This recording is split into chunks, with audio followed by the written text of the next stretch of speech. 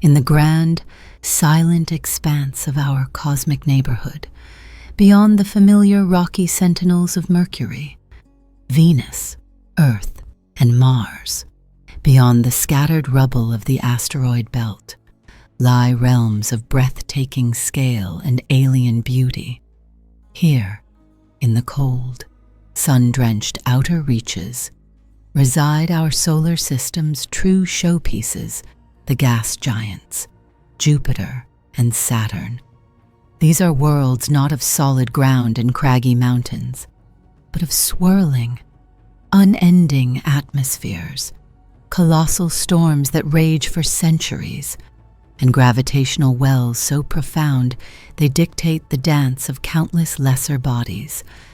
As the two largest planets, each a universe unto itself, they exhibit a mesmerizing range of fascinating phenomena, from Jupiter's vibrant, chaotic cloud decks to Saturn's unparalleled, ethereal rings.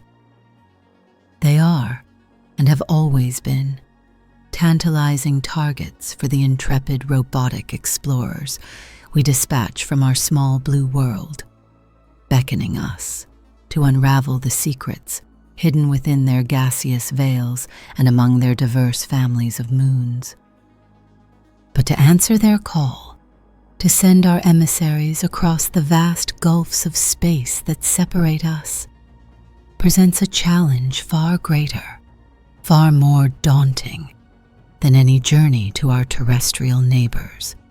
Their tremendous gravitational influences warp the very fabric of space-time, demanding intricate calculations and powerful propulsion. Their magnetospheres, seething with trapped radiation, are corrosive gauntlets that test the resilience of any unshielded voyager.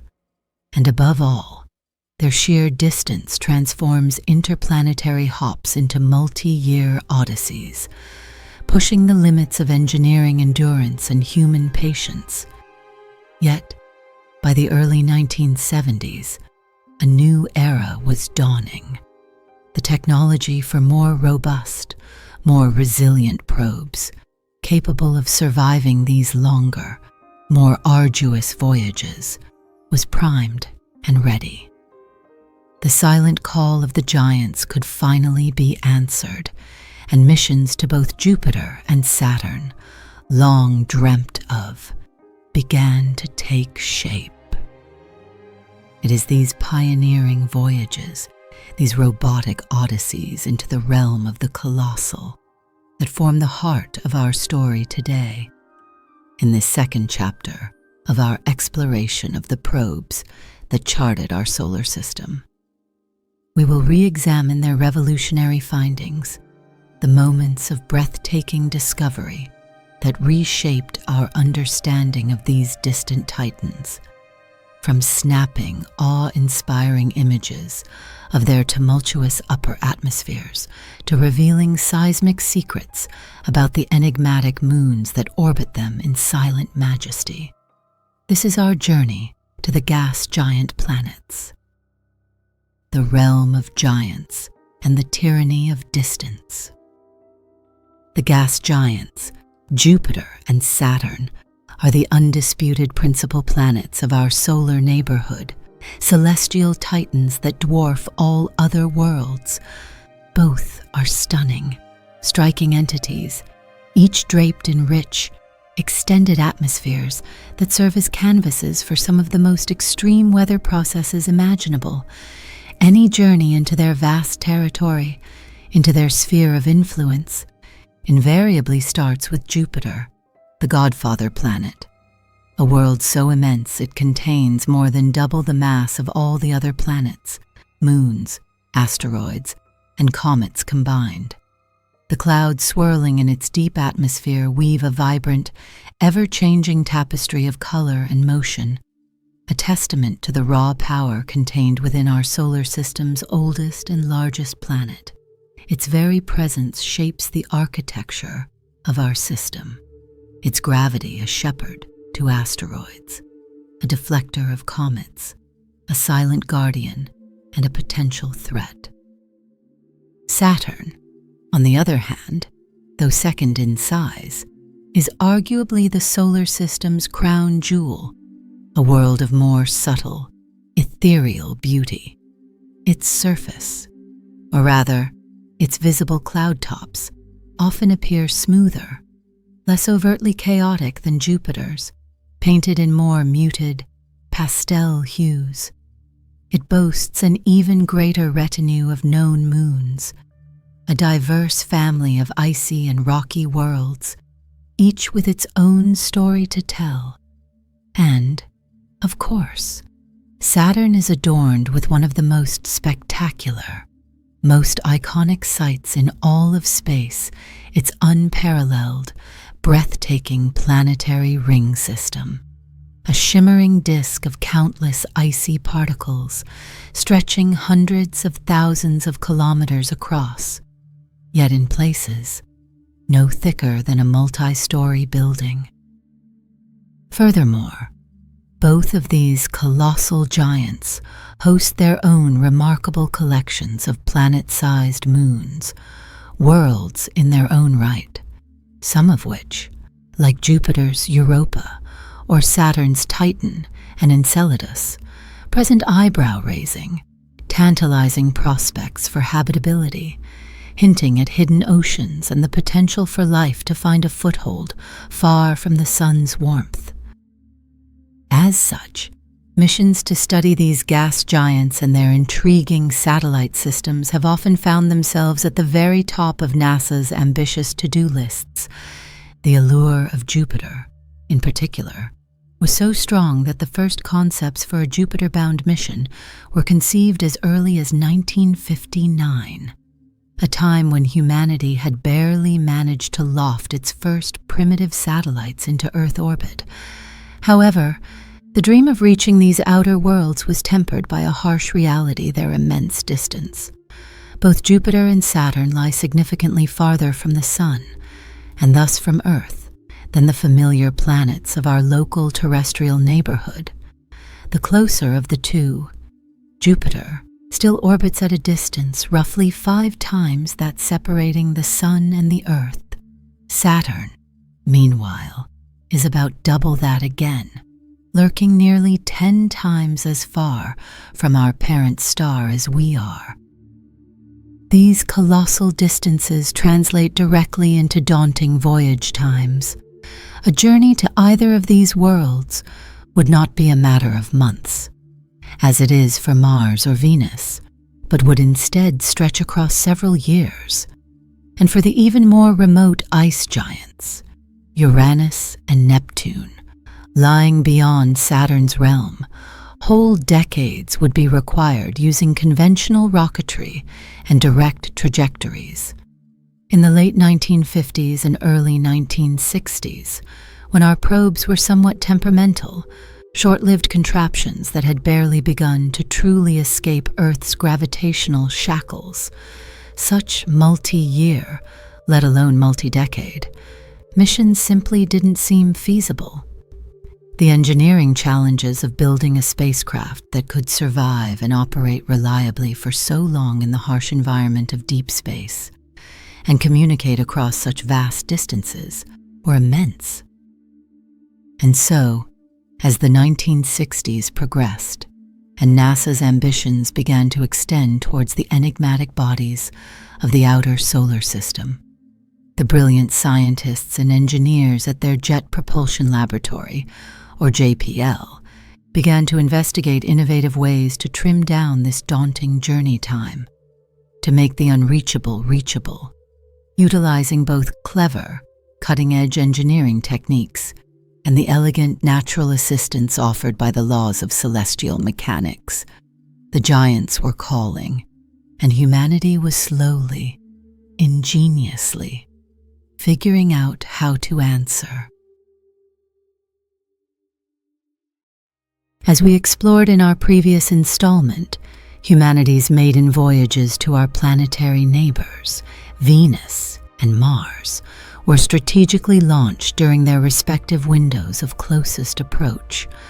These were times when the intricate dance of orbital mechanics aligned either planet most closely with the Earth, enabling the simplest, shortest, and most fuel-efficient trajectories between our world and theirs.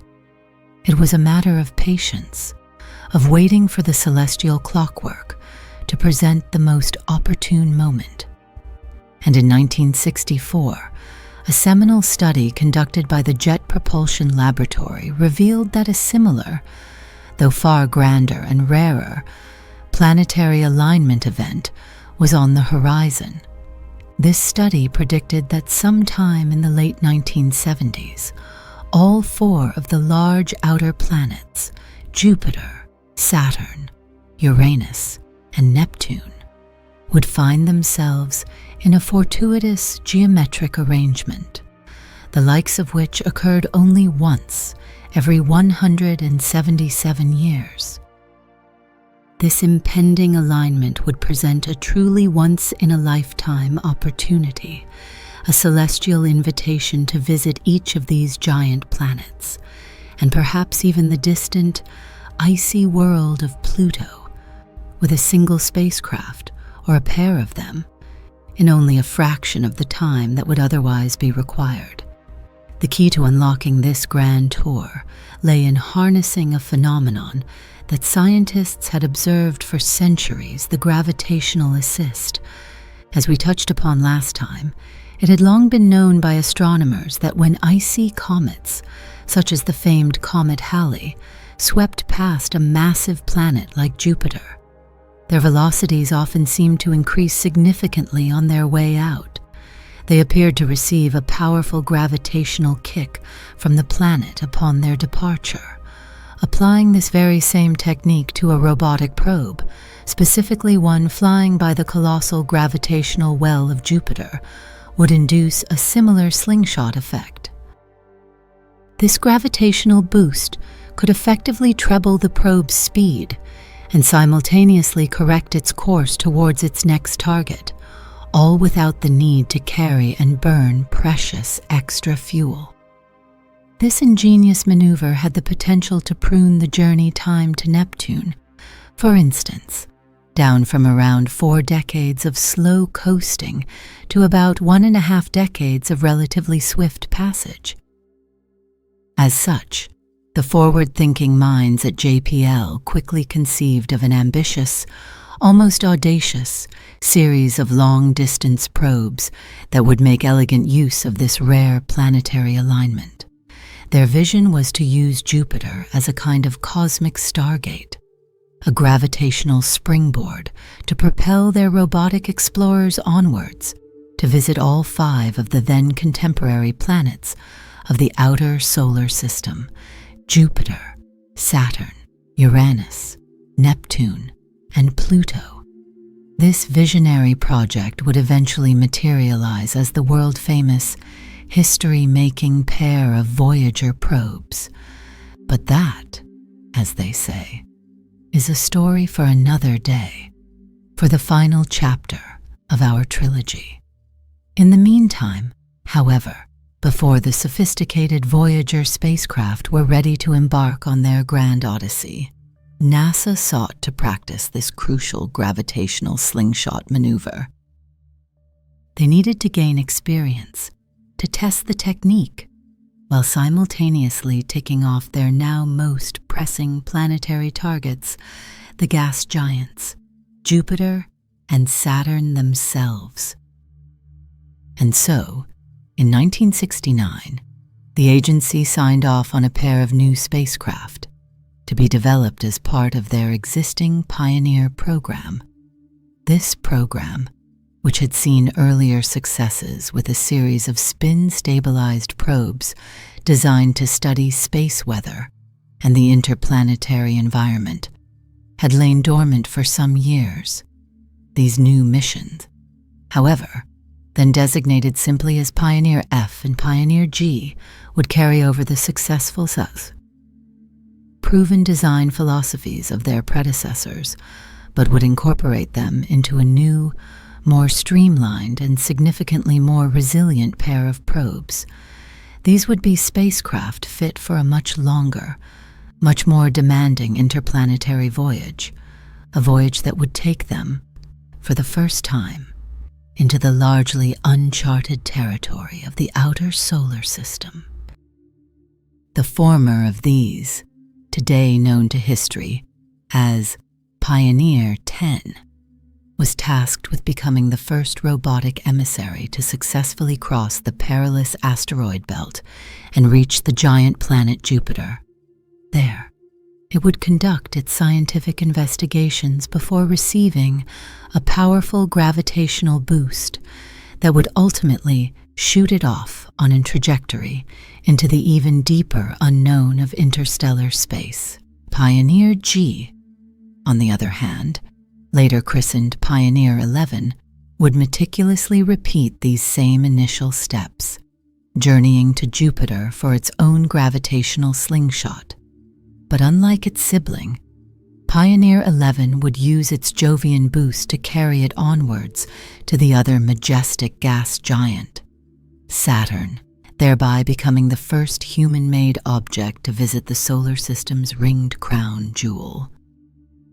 Hundreds of ambitious scientific experiments were proposed for these intrepid probes, and their complex construction was estimated to have required more than 25 million working hours, a testament to the dedication and ingenuity of the teams involved. Aboard their final, carefully selected sets of mounted instruments were helium magnetometers for studying magnetic fields, plasma probes for analyzing charged particles, charged particle detectors, cosmic ray telescopes for observing high-energy radiation from deep space, general radiation detectors, asteroid and meteorite trackers for navigating the hazards of interplanetary space, Geiger tube telescopes for measuring radiation levels, and finally, a suite of sophisticated optical instruments for studying their target worlds in visible, ultraviolet, and infrared wavelengths. The stage was set for humanity's first dedicated exploration of the realm of the giants. Pioneer 10, humanity's first bold emissary destined for the outer solar system, embarked on its historic journey from the launch pads of Cape Canaveral on the 2nd of March, 1972. For approximately 4 months, the resilient little probe made its steady way outwards, traversing the interplanetary void that separates Mars from the inner edge of the vast asteroid belt, that circumstellar fence of rocky projectiles and primordial debris lying primarily between the orbits of Mars and Jupiter. It formally entered this largely uncharted territory on the 15th of July. But unlike the dramatic, asteroid-dodging sequences often depicted in science fiction, Pioneer 10's passage through the belt was remarkably smooth, almost anticlimactic. The asteroid belt, while populous, is also incredibly vast, and the probe barely strayed within 10 million kilometers of any significantly large object during its 7-month transit through its interior. The chances of a direct collision, while not zero, were statistically very low. And save for some negligible, almost imperceptible impacts with tiny dust particles, Pioneer 10 emerged from the far side of the asteroid belt entirely unscathed on the 15th of February in the following year, 1973. Having successfully navigated this first great hurdle, it immediately started to return the first pioneering heliophysics data from the largely unknown space beyond the familiar terrestrial neighborhood. It diligently probed the characteristics of the solar wind at these greater distances, analyzing its speed, density, and chemical constituents. It sniffed out traces of cosmic dust, providing insights into the distribution of matter in the outer solar system, and, remarkably, it detected the first helium atoms believed to originate from the interstellar medium, a faint whisper from the galaxy beyond our sun's influence. After successfully clearing the asteroid belt, Pioneer 10 maintained its determined outwardly passage for a further 9 months, steadily closing the immense distance to its primary target.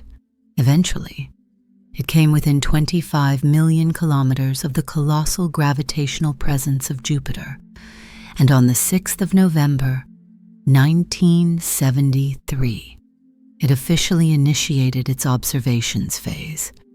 In the month that followed this milestone, the probe drew ever closer to the Godfather planet, its instruments keenly studying Jupiter's turbulent atmosphere and its complex surrounding environment of radiation belts and moons. In doing so, it amassed the first significant collection of more than 500 groundbreaking images of the gas giant, providing humanity with its first relatively close-up views of its swirling, banded cloud tops and its iconic, centuries-old storm, the Great Red Spot. The probe made its closest approach to Jupiter on the 3rd of December, 1973, a moment of triumph and trepidation for its controllers back on Earth.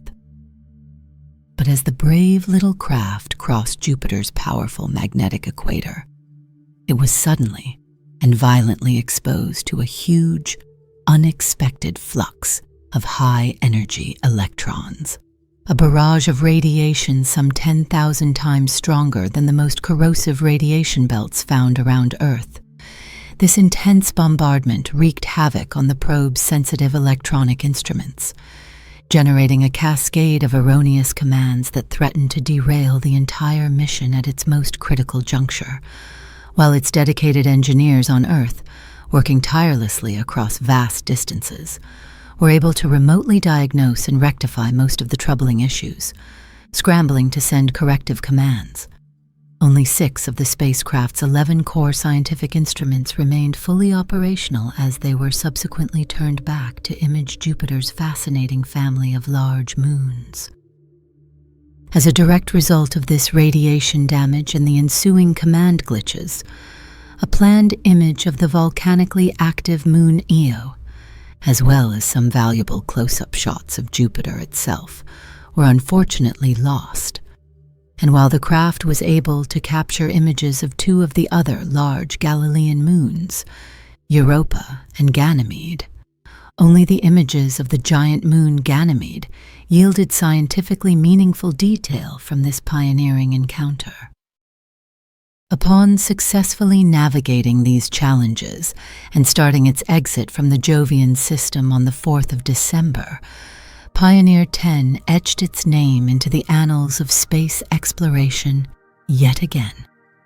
It became the very first probe to receive a significant gravitational assist from another planet, a precisely calculated slingshot that catapulted the craft with newfound velocity en route towards its ultimate, poignant destination, the cold, dark, and largely unknown expanse of interstellar space.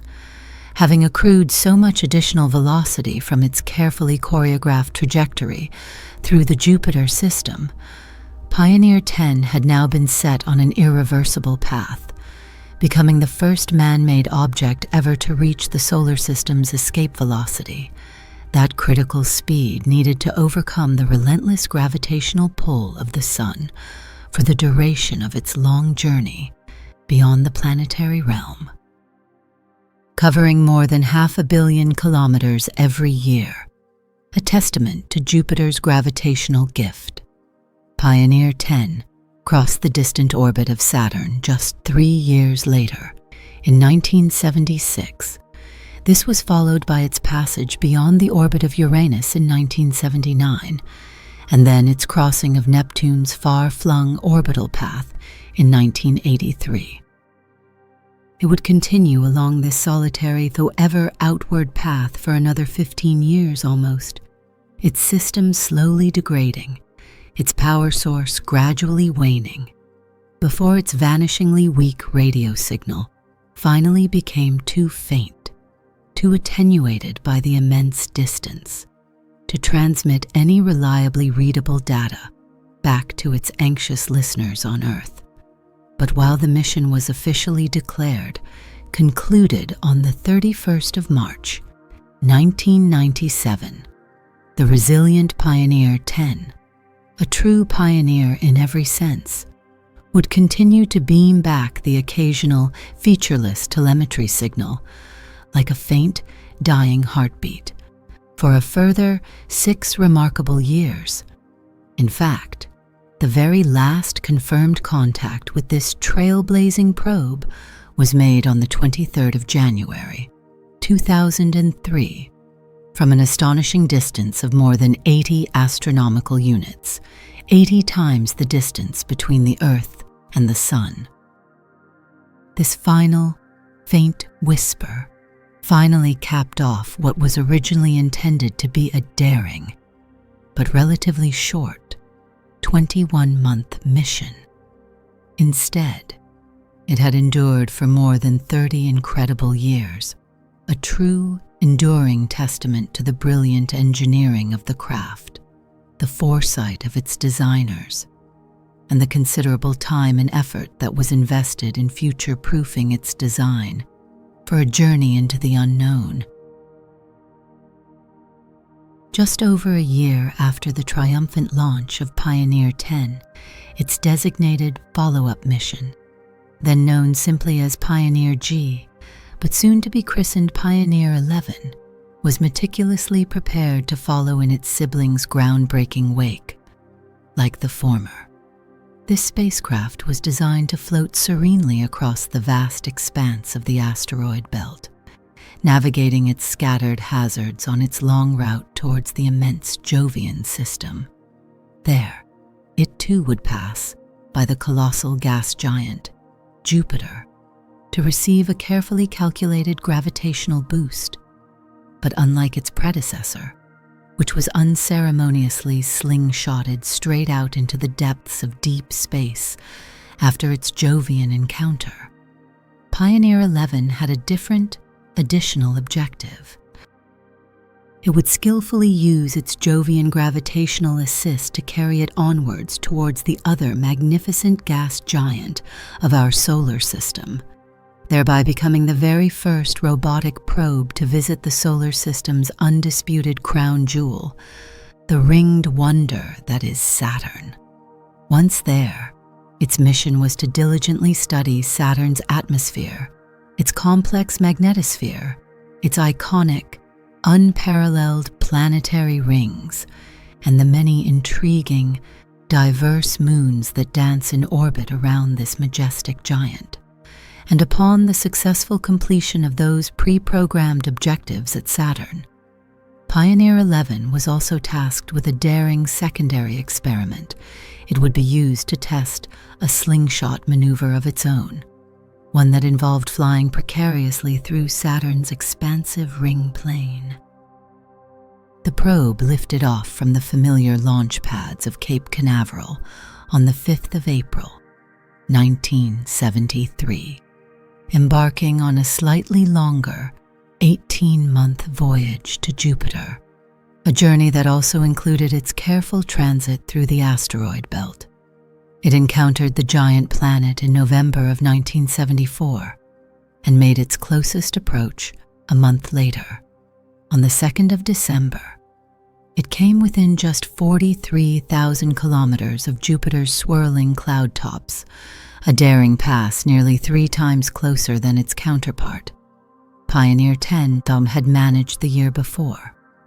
However, it executed this closer approach at a much higher velocity, resulting in a significantly less prolonged exposure to the planet's damaging radiation belts. As such, a crucial difference emerged. All of the craft's 11 scientific instruments this time survived their close encounter with Jupiter fully intact and operational.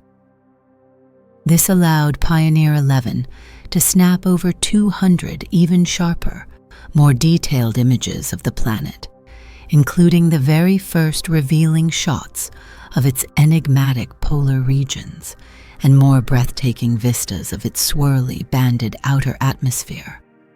The probe also enjoyed considerably more success in studying Jupiter's Galilean moons, capturing valuable images of the volcanic moon Io and the cratered moon Callisto, where Pioneer 10 had unfortunately been unable to, due to its radiation-induced instrument malfunctions, upon receiving its bespoke gravitational boost from Jupiter, precisely tailored for its onward journey. Pioneer 11 would then venture outwards through the cold and dark of interplanetary space for another 5 long years before it finally encountered its next eagerly awaited target, the majestic, ringed planet Saturn. On the 29th of August, 1979, Pioneer 11 officially entered the Saturn system and spent the next 3 days steadily sinking towards the planet, on a trajectory that would take it to its closest approach, a mere 21,000 kilometers from Saturn's visible outer edge. All the while, its cameras were diligently snapping increasingly close-up images of the ringed giant and its spectacular accoutrements. It then achieved another historic first. It became the first probe to successfully cross Saturn's expansive ring plane. This was not merely a scientific curiosity, it was a crucial dry run, a pathfinder mission for the more sophisticated Voyager spacecraft, which were, by this time, already well on their way to the gas giant, following in Pioneer's wake. In order to receive the kind of powerful gravitational boost from Saturn that would be required to push the Voyager probes further out into the solar system towards Uranus and Neptune, it is necessary for a spacecraft to fly relatively close to the planet. This, in turn, means that the extended ring plane, composed of countless particles of ice and dust, must be breached. Therefore, Pioneer 11 was tasked with bravely practicing flying through a known gap in the rings, specifically the gap between the A ring and the F ring, in order to map out a sufficiently clear and safe route for the upcoming Voyager encounters. The stakes were high. If Pioneer 11 had sustained any serious damage from colliding with unseen moonlets or larger ring particles during this daring passage, the ambitious Voyager, 2 ice giant, mission to Uranus and Neptune would probably have been deemed too risky and subsequently scrapped. But the resilient Pioneer 11 glided through the ring plane smoothly, encountering no significant problems, its instruments detecting only a few minor impacts from tiny particles. It successfully received its gravitational assist from Saturn, a final cosmic push that sent it hurtling onwards, embarking on the interstellar phase of its own remarkable mission, destined, like its sibling, to eventually leave our solar system behind.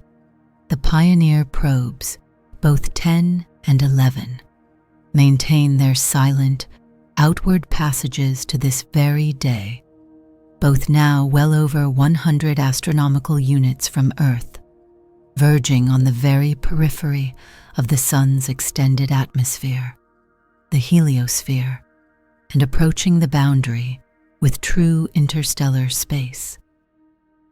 And their lonely journeys will continue for uncounted millions of years to come. First, formally entering the vast emptiness between the stars, and then, in the unimaginably distant future, eventually passing by other distant stars in the constellations of Taurus and Scutum, silent, fleeting testaments to a species that dared to reach out from its small blue world. One can only guess, with a sense of profound wonder and perhaps a touch of hopeful trepidation, at what or who these intrepid pioneer probes might eventually encounter given enough time, enough eons drifting through the cosmic dark.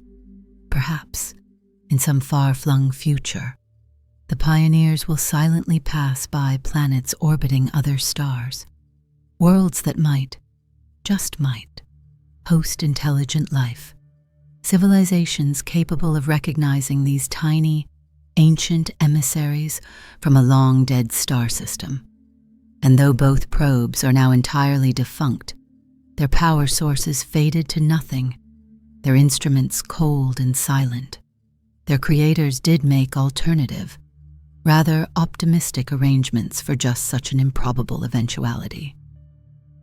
Attached securely to the antenna support struts of both spacecraft, shielded from the worst of micrometeoroid erosion, is a unique postcard from humanity, a message in a bottle cast into the cosmic ocean, intended for anything or anyone that might stumble upon them in the distant, unknowable future.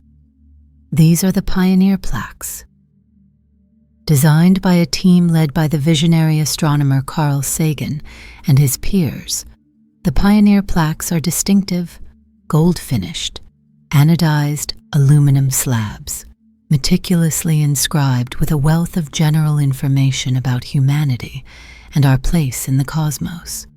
Each plaque includes a schematic depiction of a human male and female body, overlaid on an outline of the Pioneer probe itself to provide a sense of scale. It also depicts the relative positions and sizes of the planets in our solar system, indicating Earth as the point of origin. Perhaps most ingeniously, it features a pulsar map, a kind of cosmic address, designed to allow any sufficiently advanced civilization to triangulate the position of our home planet, using the precisely timed emissions from 14 known pulsars rapidly spinning neutron stars as celestial reference points. However, it must be acknowledged that each one of these carefully chosen symbols has since been criticized by some for being much too anthropocentric, reflecting a human-centric view of the universe, not to mention the practical fact that the pulsar map, based on the observed rotational periods of those neutron stars at the time of launch in the early 1970s, is now, due to the gradual spin-down of pulsars over time, largely obsolete as a precise navigational tool. But if nothing else, these plaques and their accompanying probes are unmistakably, undeniably engineered artifacts. They bear the clear stamp of intelligence, of deliberate design. And if intelligent life does indeed exist around other stars, as Sagan so fervently predicted and hoped, then perhaps, one day, in a future almost too distant to imagine, they may see these ancient probes streaking silently across their skies, a curious anomaly from a forgotten corner of the galaxy. Imagine, for a moment, if we, here on Earth, found something like this, an alien probe coursing through our own solar system. The repercussions on our society, our culture, our science, and our politics would be utterly unprecedented, profoundly transformative. With both of the solar system's gas giants successfully reached and briefly surveyed by the pioneering flyby missions of the 1970s, the clear next step in their exploration, by the dawn of the 1980s, would be to return to these majestic worlds with more persistent, more capable probes. These would be spacecraft capable of not just flying past in a fleeting encounter, but of actually entering into orbit around Jupiter and Saturn, allowing for long-term, detailed study. In the decade just gone, dedicated Mars orbiter probes had transitioned dramatically from the realm of science fiction to established reality, most notably through the groundbreakingly successful Mariner 9 mission, which meticulously studied the red planet from orbit, for more than 8 months throughout 1972. Therefore, when serious work began on a dedicated Jupiter orbiter later that same decade, it was natural that successful design philosophies and engineering lessons learned from the Mariner program would be carried over and adapted for this new, more ambitious endeavor. But by the time this Jupiter-bound probe finally materialized, almost a full decade later, its technology and capabilities had evolved so significantly beyond its Mariner-based origins that its administrators felt it warranted its own distinct mission classification, and thus it was proudly reassigned as the Galileo spacecraft, named in profound honor of the great 17th century Italian astronomer who first turned his telescope to the heavens and discovered the 4 large Jovian moons that now bear his name, Galileo Galilei. This sophisticated new probe consisted of 2 primary components: a main orbiter, designed for long-term study of the entire Jovian system, and a smaller, detachable atmospheric entry module that would be bravely dropped directly into Jupiter's turbulent upper atmosphere to sample its conditions firsthand. However, the cutting-edge technology required to both develop and rigorously test this innovative Galileo entry probe would not become fully available until well into the 1980s, and a host of other unforeseen factors also conspired to hamper and significantly delay the Galileo mission. Everything from persistently bad weather at launch sites, critical test failures during development, and even lawsuits targeting the probe's onboard nuclear power source contributed to pushing its launch date back repeatedly. The tragic Challenger disaster in 1986 also had a profound impact, grounding the space shuttle fleet for an extended period and forcing a complete reevaluation of launch strategies for interplanetary missions. As a result of this cascade of setbacks, Galileo's launch was delayed all the way through until 1989. But at long last, the much-anticipated probe did finally lift off from Earth on the 18th of October, 1989, nestled securely in the cargo bay of the Space Shuttle Atlantis, which delivered it safely to a low Earth orbit. From there, it would then execute a precisely choreographed series of engine burns and delicate thruster firings to guide it into a heliocentric, or sun-centered, orbit. This carefully planned trajectory was designed to allow it to receive crucial gravitational slingshots and necessary course corrections from close flybys of both Venus and Earth itself, building up the momentum required for its long journey outwards. After accruing enough velocity from these planetary encounters, the probe then embarked on a long, gracefully arcing trajectory that took it once again through the asteroid belt, before finally coming within range of the mighty Jupiter system in mid-July of 1995, nearly 6 years after its launch.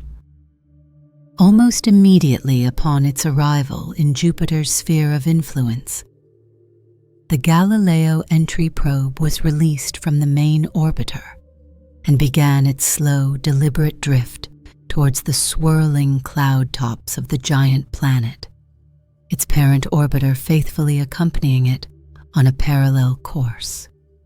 It would take another 5 anxious months before the entry probe finally breached Jupiter's upper atmosphere on the 7th of December, 1995, hitting the outer layers at a blistering speed of around 50 kilometers per second.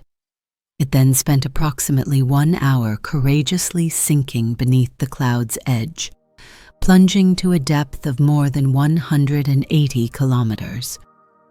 This was hardly scratching the surface in the grand scheme of Jupiter's immense internal structure, which extends tens of thousands of kilometers deeper, but it still returned invaluable first-hand insights on the increasingly hellish conditions unfolding below.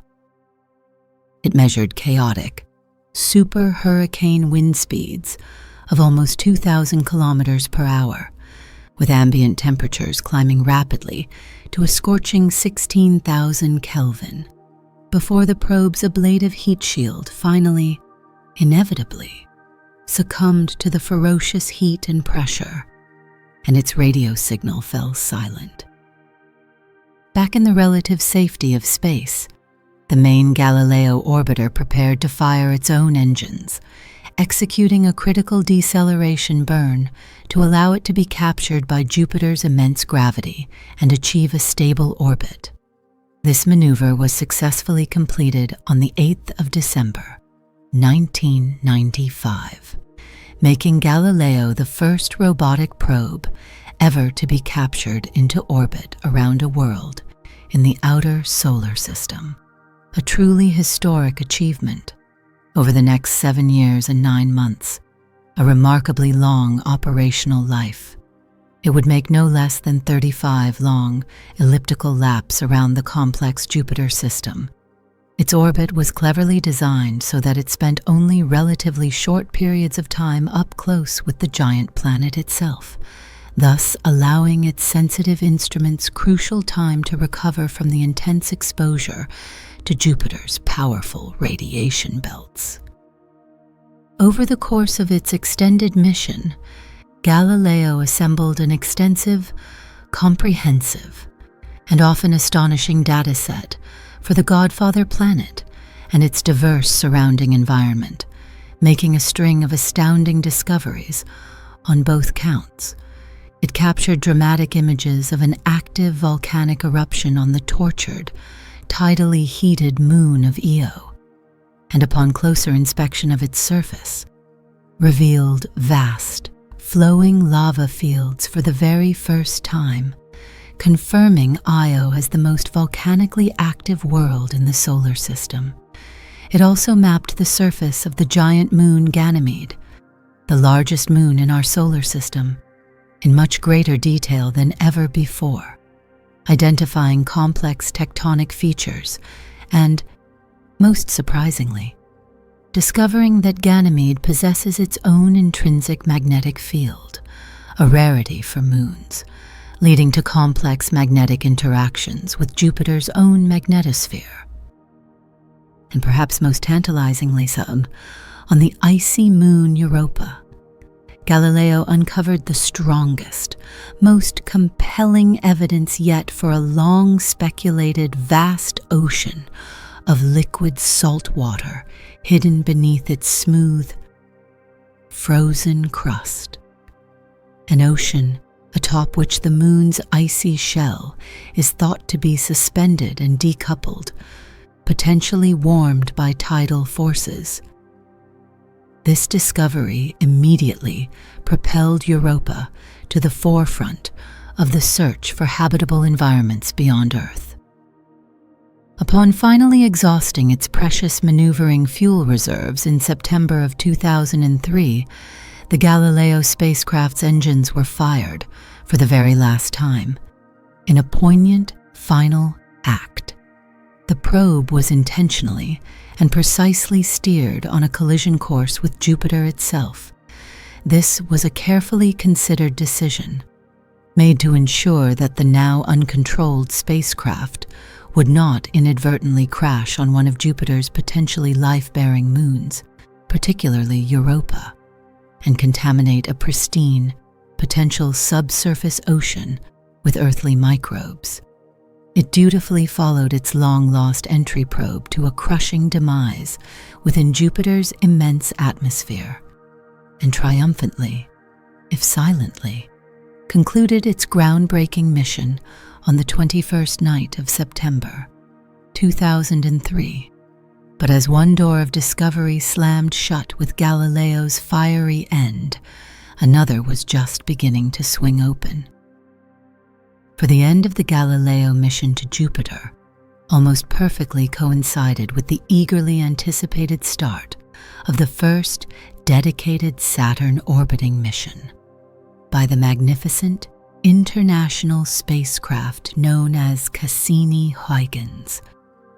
The torch of outer planet exploration was about to be passed.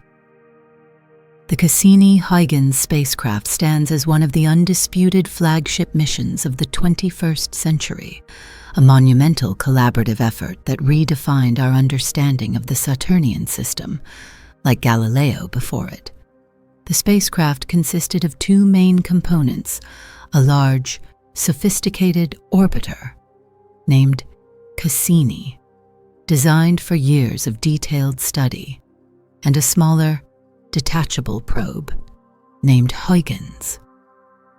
But this time, the probe was not designed for atmospheric entry into the gas giant itself.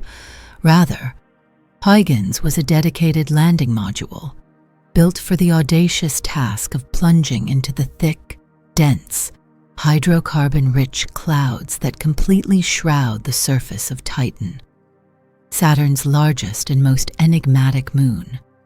This ambitious mission was first conceived in the early 1980s, only a short time after the tantalizing flyby success of Pioneer 11 had given humanity its first close-up glimpse of Saturn.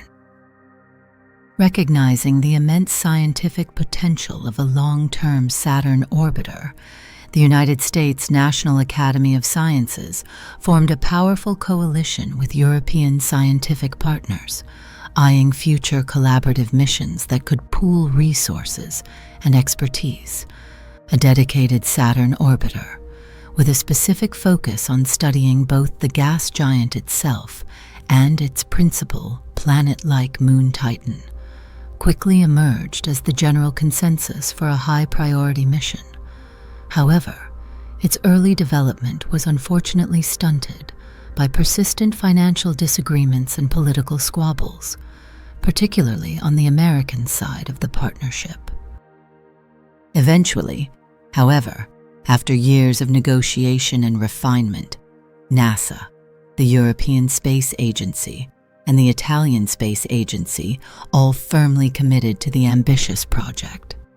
The mission was officially designated Cassini-Huygens, a fitting tribute to two prominent 17th-century European astronomers who made seminal, foundational contributions to the early study of the ringed gas giant. Giovanni Cassini, an Italian astronomer, meticulously studied Saturn and its surroundings, and was the first to identify the distinct gaps within its magnificent ring structure, including the prominent division that now bears his name. Christian Huygens, a Dutch astronomer and physicist, meanwhile, was the first to correctly conclude that these mysterious, luminous rings were not actually part of Saturn itself, but were instead a separate, orbiting disk of material. He also holds the distinction of spotting Saturn's largest moon, Titan, way back in 1655. And just like its illustrious namesake astronomers, the Cassini-Huygens spacecraft was designed to perform extensive, detailed analyses of Saturn, its complex ring system, and its diverse family of moons, targeting more than 20 distinct objects during the primary phase of its meticulously planned mission. During this time, it would undertake the critical task of releasing its precious landing module, the Huygens probe, which would then bravely descend through Titan's opaque atmosphere to land upon its mysterious, frozen surface, giving humanity our very first, long-awaited look under the hood at this fascinating, complex atmospheric oddity, a world often described as a primordial Earth in deep freeze.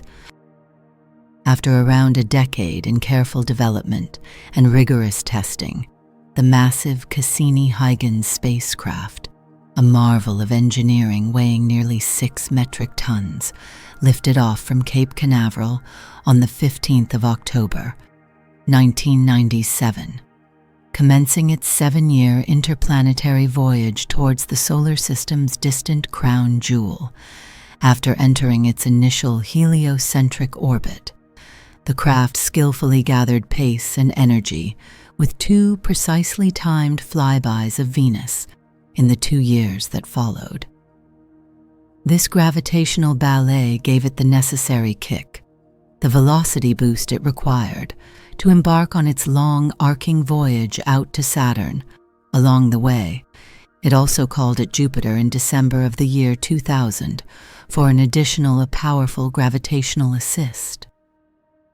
And despite only spending a relatively short while in the Jovian system during this flyby, Cassini's advanced instruments snapped over 26,000 stunning, high-resolution images, among them some of the most iconic and breathtaking shots ever taken of the Galilean moons dramatically eclipsing the swirling cloud decks of their immense host planet. During its transit between Jupiter and Saturn, the spacecraft also took the opportunity to beam powerful radio signals directly at the Sun and then detect them as they passed close to its limb, a clever experiment designed to precisely test the predicted curvature of space-time, and thus the accuracy of Einstein's general theory of relativity under the influence of the Sun's immense gravity. It then finally started its intricate approach sequence towards Saturn in June of 2004, preparing to execute the first in a series of complex, inherently risky orbital insertion maneuvers. In order to achieve a stable orbit around Saturn, the craft had to perform a daring roll back on itself maneuver, turning to fire its main engines along its path of travel to significantly decelerate, slowing down just enough so that it could be gently captured into orbit by Saturn's powerful gravitational pull. This critical burn required briefly misaligning Cassini's high-gain antenna with the Earth, meaning that for a tense period, its controllers on Earth were effectively flying blind, unable to receive telemetry or send commands. But the robust spacecraft came through the challenging maneuver flawlessly nonetheless, and triumphantly reconnected its communication link with the Deep Space Network to officially commence with its ambitious 4-year primary mission of exploration in the Saturn system. First up on its busy agenda were a series of carefully targeted flybys of a number of Saturn's smaller, enigmatic, icy moons. It passed by the dark, cratered moon Phoebe on the 11th of June, studying its unusually bright patches to infer the presence of significant quantities of water ice on its surface, suggesting it might be a captured object from the outer solar system. Soon after, through careful analysis of early Cassini images of the system, 3 previously unknown tiny moons, today known as Methone, Pallene, and Polydeuces, were identified lurking within Saturn's rings and nearby orbits. But the spacecraft was soon focused with intense scrutiny on its principal satellite target, the mysterious, veiled Moon Titan, that unique, planet-like world with a thick, nitrogen-rich atmosphere, quite unlike anything else found in our entire solar system. As such, Titan has always been viewed as an absolutely essential component of any comprehensive mission exploring the Saturnian system, and Cassini was no exception, carrying out no less than 45 close flybys of this fascinating moon during its initial 4 years of operation alone. The very first of these close encounters came in October of 2004, when it passed about 1,200 kilometers from the hazy tip of Titan's extensive clouds. Its powerful infrared and ultraviolet instruments then began the painstaking process of peeling back the layers of this opaque atmosphere for the very first time, slowly compiling preliminaries radar-generated maps of Titan's hidden surface features, with a keen view to identifying a safe and scientifically interesting landing site for the patiently waiting Huygens probe. And then, on Christmas Day, 2004, in a poignant moment of interplanetary gift-giving, Cassini's precious cargo, the Huygens probe, was gently released, sent hurtling down on its one-way journey towards Titan's obscuring clouds. It finally penetrated their hazy outer edge around 3 weeks later, beginning its perilous descent.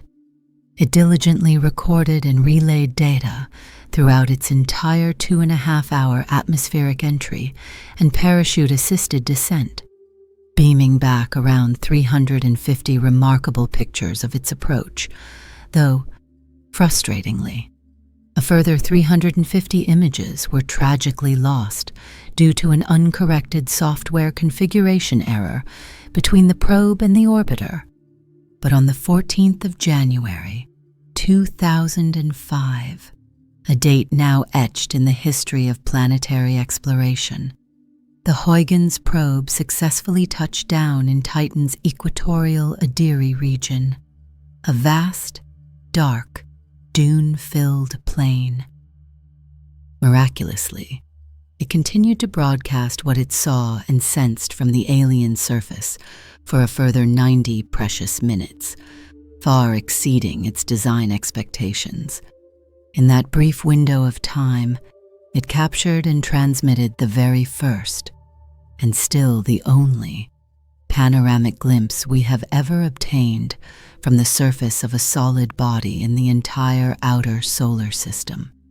These extraordinary images show a landscape strewn with rounded boulders, not of rock, but of highly reflective water ice, frozen as hard as granite by Titan's brutal ambient surface temperature of minus 180 degrees Celsius. But what makes this alien vista particularly intriguing is that these icy boulders appear to have been significantly smoothed and eroded by the flow of some other liquid, though certainly not water at this incredibly low temperature. Rather, as Cassini's subsequent radar observations would indisputably confirm in 2006, Titan is home to a vast, planet-wide network of lakes, rivers, and even seas, not of water, but of liquid methane and ethane, hydrocarbons that exist as liquids at Titan's frigid temperatures. In fact, Titan possesses a complex methane cycle which bears striking, almost eerie similarities to the familiar water cycle here on Earth, complete with clouds, rain, rivers, lakes, and evaporation. And if we were to somehow warm Titan up in the very distant future, perhaps when our sun swells into a red giant, this liquid methane would evaporate completely, and the vast mountain ranges made of water ice would finally melt, potentially taking its place. Thus, in the unimaginably remote future, long after Earth has been rendered uninhabitable or even swallowed whole by our dying sun, it is perhaps Titan, with its abundant surface-dwelling organic compounds and the potential for liquid water, that may hold the best hope for a future awakening of life in our solar system. Another of Saturn's diverse moons with intriguing, if different, prospects for habitability is the small, icy world of Enceladus. Though it bears a quite different set of potentially life-giving characteristics compared to Titan. Enceladus is much smaller than Titan, and it lacks a substantial, protective atmosphere capable of supporting life on its deeply frozen, globally cracked surface. But much like Jupiter's enigmatic moon, Europa, Enceladus is now strongly thought to possess a vast, buried, subsurface oceanic layer of liquid salt water, an ocean which is kept warm and liquid not by sunlight, but by intense tidal heating, generated by gravitational resonances and interactions within the complex Saturn system. These relentless gravitational tugs and pulls cause friction deep within the moon's rocky interior, resulting in energetic, hydrothermal upwellings in its hidden liquid layer.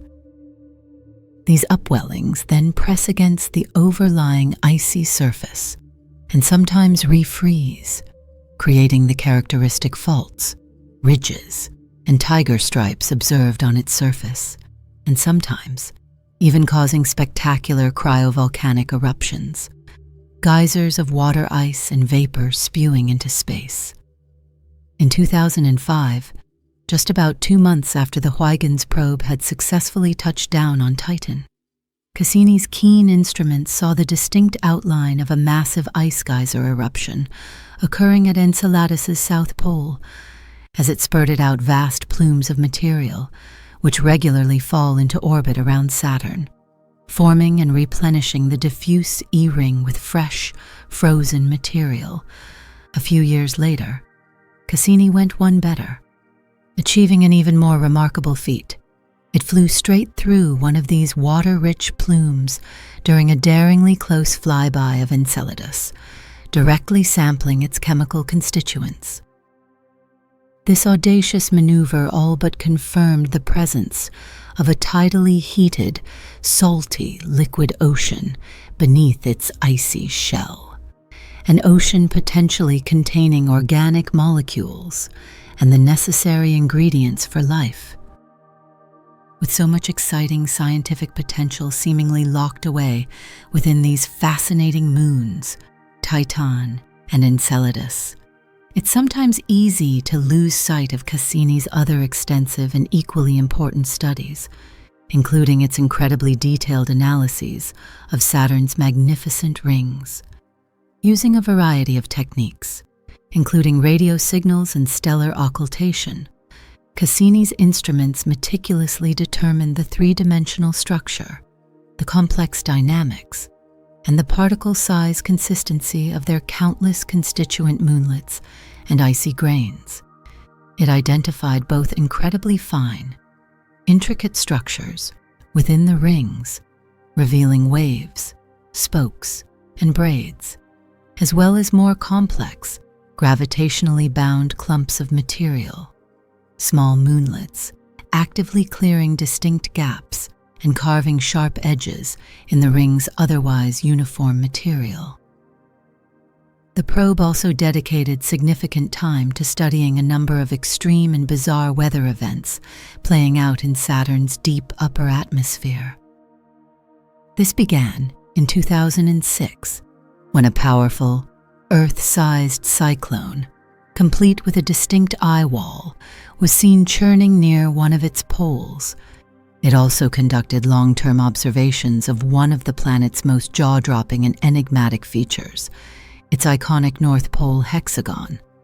This is another enormous, six-sided, eyed storm system, extending almost 30,000 kilometers across, which was originally discovered by the Voyager spacecraft in the early 1980s. Between 2008 and 2017, Cassini meticulously observed gradual, subtle color changes occurring within this astonishing cloud pattern, likely in response to seasonal changes in its exposure to sunlight as Saturn progressed through its nearly 30-year orbit around the Sun. And then, in 2010, it witnessed something truly spectacular, a phenomenon visible from Earth only once every 30 Earth years or so, the eruption of Saturn's Great White Spot. This colossal storm bears some resemblance in scale to Jupiter's famous Great Red Spot, but unlike the latter, it did not persist for very long in one location or maintain a stable structure. Instead, it erupted violently, then whipped rapidly around the face of the planet, leaving long, distinctive trails of suspect white discharge, likely ammonia ice crystals, in its turbulent wake, which slowly faded away over a number of subsequent years. By this time, around mid-2008, Cassini had successfully completed the primary phase of its ambitious mission, which had lasted for 4 incredibly productive years, but with plenty more maneuvering fuel still left in its tanks, and its robust radioisotope thermoelectric generator power source still well conserved and producing ample electricity. Its dedicated engineers on Earth were able to confidently extend Cassini's operational life by an additional 2 years. This extension enabled the probe to meticulously study Saturn during its equinox event in 2009, a period when the Sun illuminates the ring's edge on, providing unique scientific insights, thus coining the mission extension's official title, the Cassini Equinox Mission. And upon the successful conclusion of this equinox phase, in June of 2010, Cassini's mission was, remarkably, renewed yet again. This time, for another substantial 6.5 years, a period designated the Cassini Solstice Mission. This would take its operational life all the way through to observe Saturn's northern summer solstice in 2017. This extraordinarily long extension allowed for another 155 full revolutions of Saturn, 54 more close flybys of the enigmatic moon Titan, and 11 more daring passes by the cryovolcanically active moon Enceladus, vastly expanding its already rich dataset. But by the time these extended objectives were completed, the stalwart craft really was starting to run on fumes, its propellant reserves dwindling to critical levels.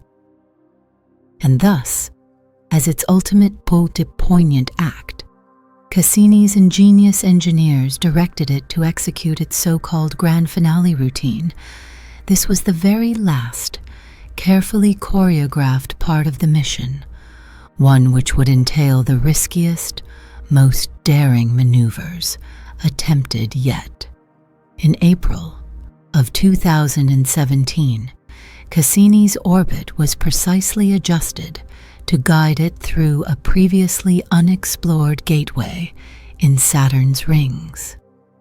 Passing a breathtakingly close 300 kilometers from the visible inner edge of the D-ring, it then made a further 22 nail-biting orbits through this narrow gap between the innermost rings and Saturn's upper atmosphere, enabling it to attain the closest, most detailed observations yet of Saturn's atmosphere, its dynamic weather patterns, and the intricate structure of its rings from an entirely new perspective. It took its final haunting images of the giant planet and its majestic system in September of that year, before being intentionally, and with a sense of profound respect, flown into Saturn's atmosphere. This, once again, was a deliberate act of planetary protection, a final sacrifice to avoid any remote possibility of the now uncontrolled spacecraft accidentally contaminating a potentially life-bearing moon like Titan or Enceladus with earthly microbes. And there is a popular, widely circulated image, a truly breathtaking shot purporting to be Cassini's final, dramatic glimpse of Saturn, just moments before it plunged to its crushing demise. But alas, this evocative image is just a talented artist's impression, often mistakenly passed off as the truth on social media. In reality, Cassini's very last, scientifically valuable view of Saturn was actually a much less visually interesting, though still data-rich, image. It then finally, silently, dropped into the gas giant's upper clouds on the 15th of September, 2017, bringing to a dignified close more than a decade of revolutionary discoveries and an unparalleled bounty of stunning, awe-inspiring shots of the entire Saturn system. The data it returned will keep scientists busy for decades to come, and it may be many more decades before we see another dedicated Saturn orbiter that reveals as much or touches our collective imagination as deeply as the magnificent Cassini spacecraft did. The question that naturally arises then is what is actually on the drawing board? What missions are actively being planned for the near future to continue this grand exploration of the gas giants and their captivating moons?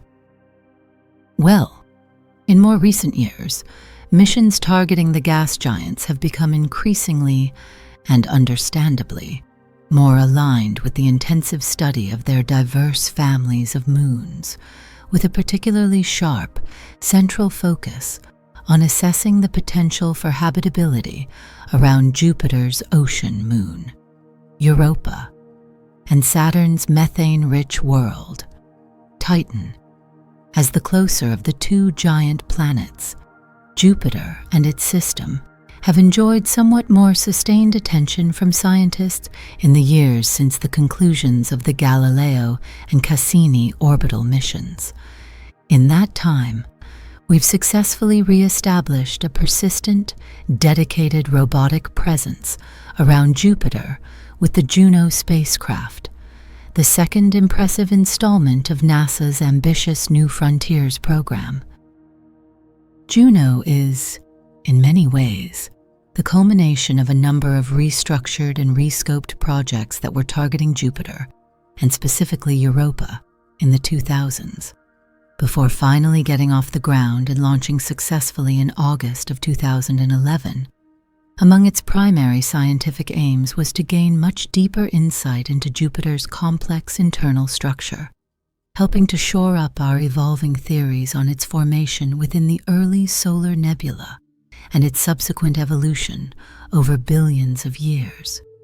And Juno continues its diligent study of the Godfather planet's dynamic weather systems, its powerful, sprawling magnetosphere, and the precise chemical composition of its deep atmosphere to this very day, with its current mission extension taking its operational life through to at least 2025, continuing to return a stream of valuable data and breathtaking images. And as the 2030s approach, a new generation of sophisticated Jupiter system probes are slated to take to the skies, ready to take Juno's place and build upon its legacy. The first of these, belonging to the European Space Agency, is the Jupiter Icy Moons Explorer Probe, or JUICE, which successfully launched earlier this year, in April of 2023. As of the making of this video, the JUICE probe is currently trailing the Earth in a carefully planned heliocentric orbit, due to make crucial gravity-assist flybys of both our world and Venus in the coming years, as it gradually gathers the necessary pace and energy for its long trip out through the asteroid belt. It won't actually arrive at its destination in the Jovian system until 2031, a testament to the long journey times involved even with clever orbital mechanics. But when it does arrive, its primary mission will be to conduct detailed studies of the large Galilean moons Ganymede, Callisto, and Europa, making new, high-resolution maps of their diverse surfaces, while also actively searching for further signs of subsurface oceans and the presence of complex organic compounds, key ingredients for life. And shortly after JUICE's arrival, it is expected to be joined in orbit around Jupiter by NASA's own dedicated Galilean moon explorer, the Europa Clipper mission. This spacecraft, as its name suggests, will also maneuver extensively around the Jovian system, performing dozens of detailed reconnaissance flybys of the potentially habitable moon Europa, while also specifically searching for an active plume of erupted seawater to bravely fly through, much like Cassini did so successfully at Enceladus, in order to directly sample its composition.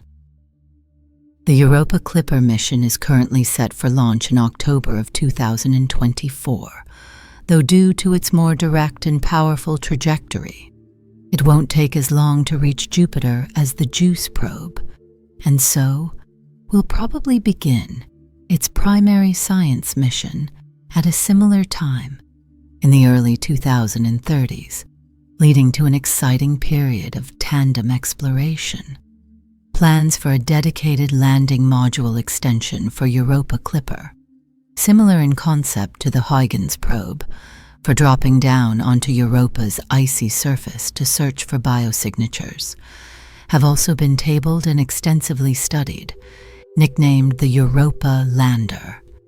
But this ambitious proposal, unfortunately, did not make it into NASA's finalized, funded plan for the Clipper mission, and is thus unlikely to materialize any time in the next decade, remaining a tantalizing prospect for the future.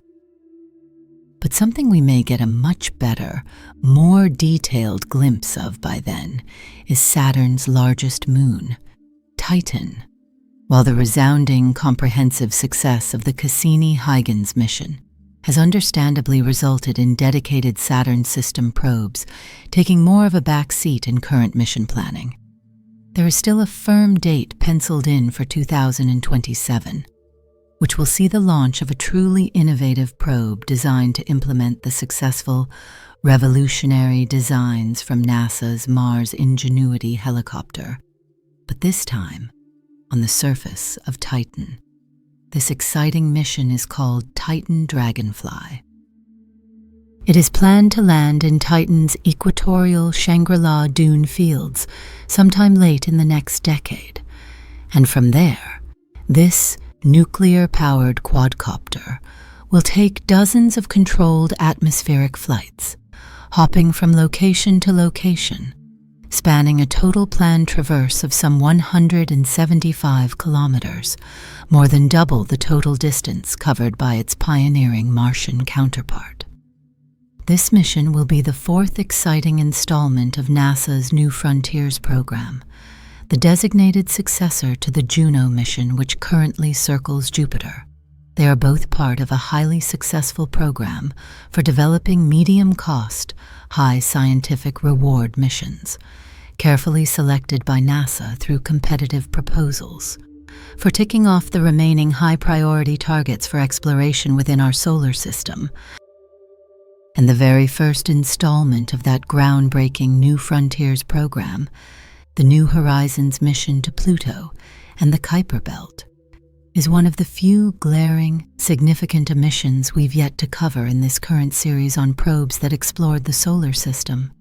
That, along with the equally revolutionary system-spanning voyages of the twin Voyager spacecraft, and so, it seems we have surely saved some of the very best, most epic tales of exploration for last. Because next time, in the final concluding chapter of this trilogy, we will follow those intrepid spacecraft out on their longest, most audacious ride yet, beyond the familiar edge of the solar system, past the heliopause, and into the true, uncharted depths of interstellar space. Our journey through the realm of the gas giants has revealed worlds of unimaginable scale, of turbulent beauty, and of tantalizing possibility. From the pioneering flybys of the Pioneer spacecraft, which first dared to breach the asteroid belt and brave Jupiter's radiation, to the long-term orbital vigil of Galileo and the breathtaking revelations of Cassini-Huygens at Saturn and its moons. Each mission has peeled back another layer of mystery, painting an ever-richer portrait of our outer solar system. We've seen atmospheres that churn with centuries-old storms, rings that shimmer with icy elegance, and moons that hide secret oceans or mimic a primordial Earth. These robotic emissaries, extensions of our own senses and curiosity, have not only expanded our scientific understanding, but have also touched something deeper within us, a sense of wonder at the diversity of worlds, a connection to the vastness that surrounds our own fragile planet. The challenges were immense: the tyranny of distance, the harshness of the environment, the sheer complexity of the task. Yet, human ingenuity, perseverance, and an unyielding desire to explore prevailed. And the story is far from over, with Juno currently orbiting Jupiter, and with JUICE, Europa Clipper, and Titan Dragonfly poised to launch in the coming years. A new generation of explorers is preparing to build upon this legacy, to ask new questions, and to seek answers that may one day tell us if we are truly alone in this vast cosmic ocean.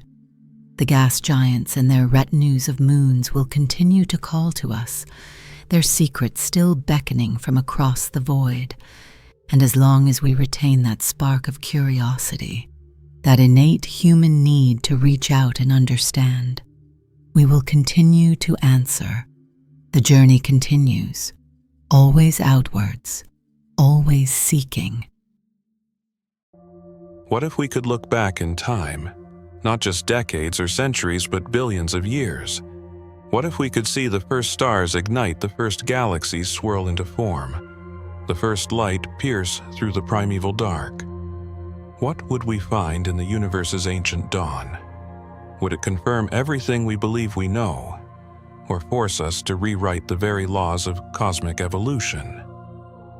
High above Earth, beyond the blue sky and above the clouds, a machine was sent on this very quest, a journey not of distance, but of time.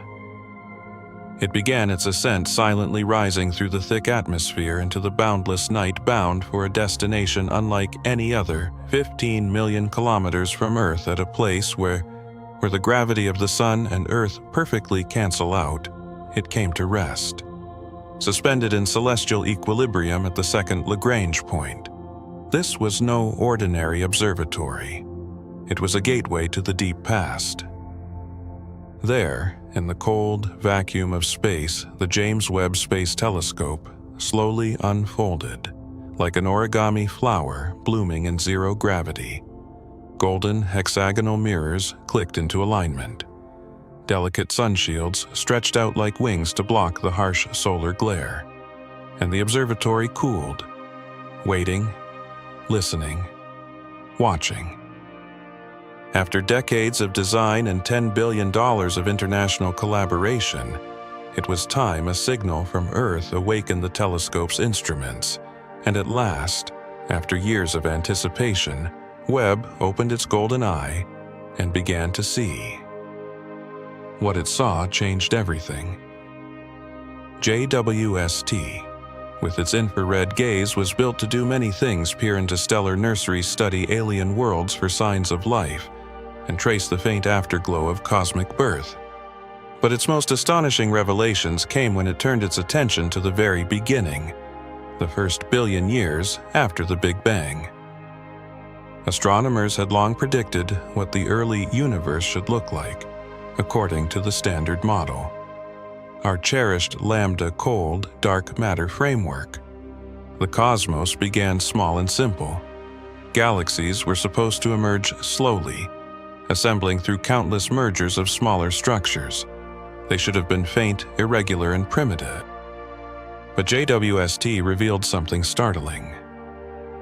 In the haze of ancient light, it found fully formed galaxies, large, luminous, structured, far too massive, far too early.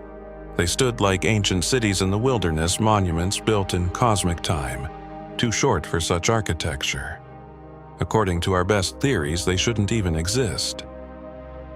For some, this was a call to update our models of star formation and early cosmic evolution. For others, it was far more unsettling, a crack, perhaps, in the foundations of modern cosmology. Could it be that dark matter behaves differently than we thought? Could dark energy, or even the fabric of space-time itself, be changing in ways we have yet to understand? This would not be the first time the universe has surprised us. From Galileo's first glimpse of Jupiter's moons to Hubble's discovery of an expanding universe, every new instrument has rewritten a chapter in our cosmic story. And now, with the James Webb Space Telescope casting its eye further into the past than anything before, we are once again at the threshold of discovery. So, what do these ancient galaxies truly tell us? Are they anomalies? Outliers to be explained? Or are they messengers from a deeper, more complex truth? This is the story of the universe's first great structures, the story of the galaxies that weren't supposed to be there, and the story of a telescope that may just change everything we thought we knew about the beginning of time. Eyes to the heavens. To gaze upward is to engage in an ancient ritual, a tradition as old as our own intellect, but the transformation of that gaze into a disciplined exploration began in earnest 4 centuries ago, when Galileo Galilei first pointed a telescope toward the night sky. Though the telescope had only recently been invented, primarily as a tool for earthly pursuits such as navigation and warfare, Galileo redirected its purpose toward the heavens. In doing so, he planted the seeds of a scientific revolution. With nothing more than a simple configuration of lenses, he observed the phases of Venus, the moons of Jupiter, and the pockmarked surface of the moon, shattering the long-held notion of celestial perfection. A few decades later, Isaac Newton took the next logical leap. By replacing lenses with a curved mirror, Newton eliminated the chromatic aberrations that plagued refracting telescopes and created the prototype for the modern reflector, laying the foundation for today's colossal observatories, including the James Webb Space Telescope. Newton's mechanical insights into optics may not have directly transformed astronomy, but his universal laws of motion and gravitation reshaped our understanding of celestial mechanics.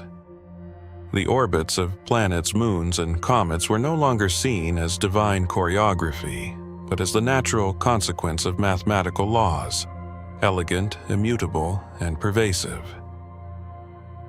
As telescope technology improved, so too did our ability to collect and refine the light of the cosmos. With each refinement, longer focal lengths, larger apertures, better mirror coatings, the universe revealed more of its grandeur, more of its complexity.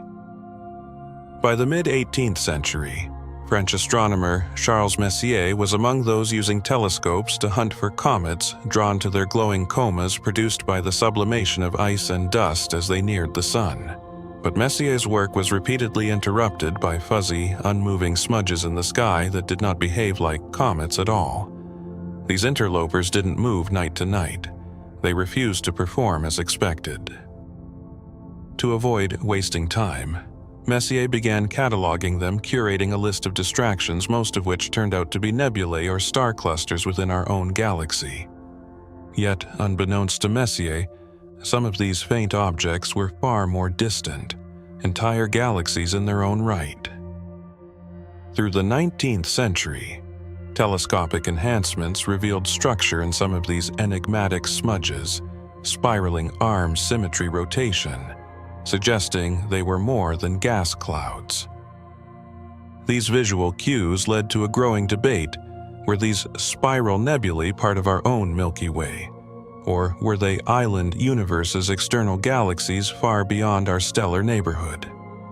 This central question culminated in the Great Debate of 1920 between Harlow Shapley, who believed the Milky Way was the entire universe, and Heber Curtis, who argued for a far more expansive cosmos populated by myriad galaxies. It was Edwin Hubble who ultimately settled the matter, using the 25-meter Hooker telescope at Mount Wilson Observatory.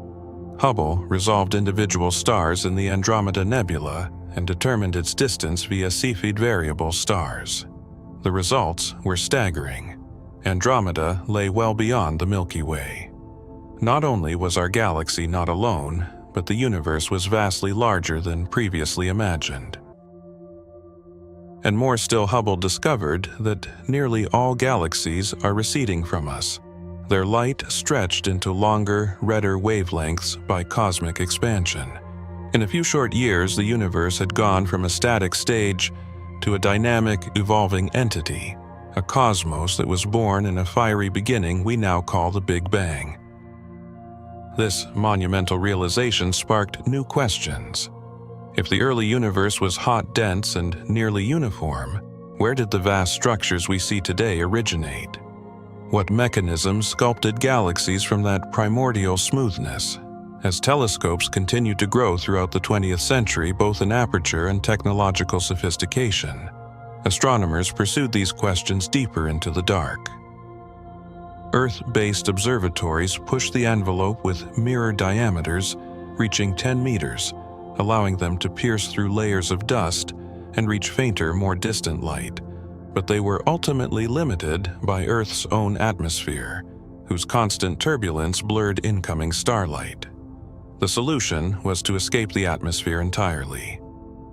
In 1990, the Hubble Space Telescope was launched into low Earth orbit, carrying a modest 25-meter mirror but free from atmospheric distortion. The clarity of its images transformed both science and public imagination, producing iconic photographs of galaxies, nebulae, and deep cosmic vistas that adorned both academic journals and classroom posters around the world. But science does not rest on its achievements. Even before Hubble had reached full operation, plans were underway for its successor. A telescope that would peer not merely into distant galaxies but into cosmic history itself. The James Webb Space Telescope, a marvel of modern engineering, was envisioned to carry a 65-meter segmented mirror far too large to fit into a rocket in one piece. Like some vast piece of origami, the telescope would have to be folded for launch and delicately unfurled in space. Its destination was not Earth orbit, but a gravitational perch 15 million kilometers away, the Sun, Earth Lagrange point L2. There, in the frigid silence of deep space, it would be shielded from the Sun's heat by a 5-layer sunshield the size of a tennis court, cooled until it could detect the faint infrared glow of the earliest galaxies. After decades of delays, cost overruns, and technological challenges, JWST launched on Christmas Day 2021, riding atop an Ariane 5 rocket and carrying with it the hopes of an entire generation of astronomers. Its mission to chart the life cycles of stars, to study the atmospheres of distant exoplanets for signs of life, and most ambitiously to search for the first galaxies ever formed to witness the dawn of structure in the universe.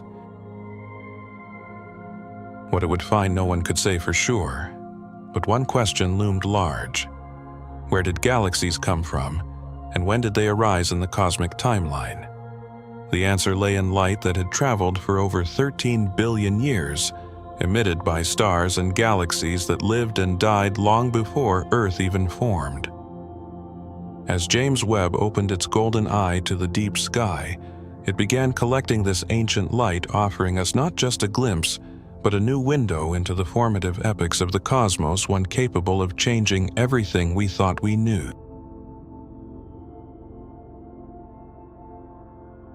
The first galaxies. To understand the first galaxies, we must embark on a journey not merely through space, but through time, reaching back across the eons to a cosmos still unformed, still raw with potential. The tale of these primordial structures begins with a paradoxical fusion, a story that connects the largest scales of the universe to its smallest weaving together, the tapestry of galaxies from quantum ripples in space-time itself. Our modern tools for exploring this tale are many, but one of the most transformative is the Planck satellite, launched in 2009, and for a time, the coldest known object in space. Its mission was not to observe stars, nor even galaxies. Instead, Planck mapped the entire sky in exquisite detail, focusing on the cosmic microwave background, the afterglow of the Big Bang. This radiation is ancient, stretching across the universe at a uniform temperature of roughly 273 degrees above absolute zero. But within that uniformity lies the key to cosmic structure: tiny temperature fluctuations. 1 part in 100,000, representing the earliest imprints of gravitational variation. These ripples were not random. They originated from quantum fluctuations during an extraordinary event known as cosmic inflation, which occurred just a fraction of a second after the Big Bang. Inflation magnified microscopic fluctuations to macroscopic scales, imprinting space itself with density variations. When inflation ended, these frozen quantum disturbances were filled with energy, becoming the seeds of galaxies yet to form. As the universe cooled, particles condensed. Within the first microsecond, quarks were locked into protons and neutrons. After a few minutes, these fused into the first atomic nuclei, mostly hydrogen and helium. The fires of primordial nucleosynthesis burned briefly but profoundly, leaving behind a smooth sea of atomic matter, now expanding and cooling through time. Yet for nearly 100 million years, the cosmos lay in darkness, a period aptly named the Cosmic Dark Ages. Though matter existed, no stars had yet formed to light the skies. Still, gravity worked silently, shaping structure through the invisible scaffolding of dark matter.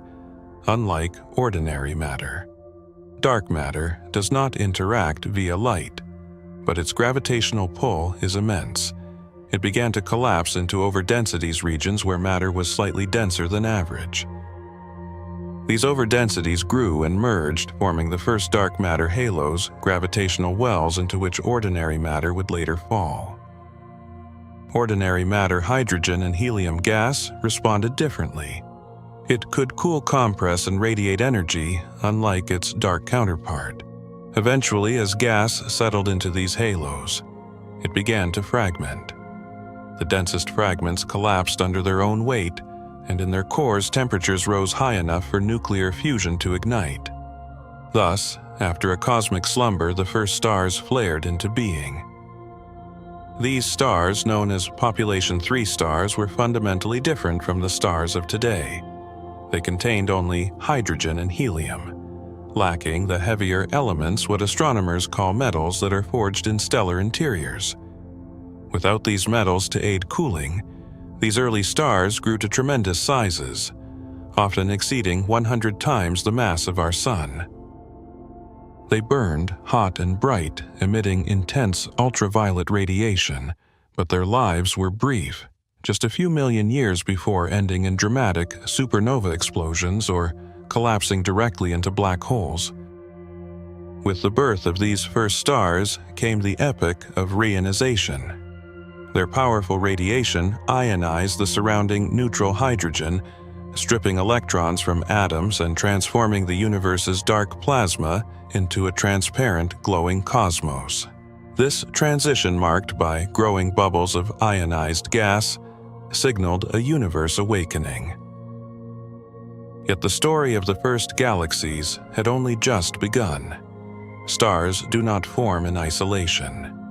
They cluster their gravitational attraction, drawing them into associations.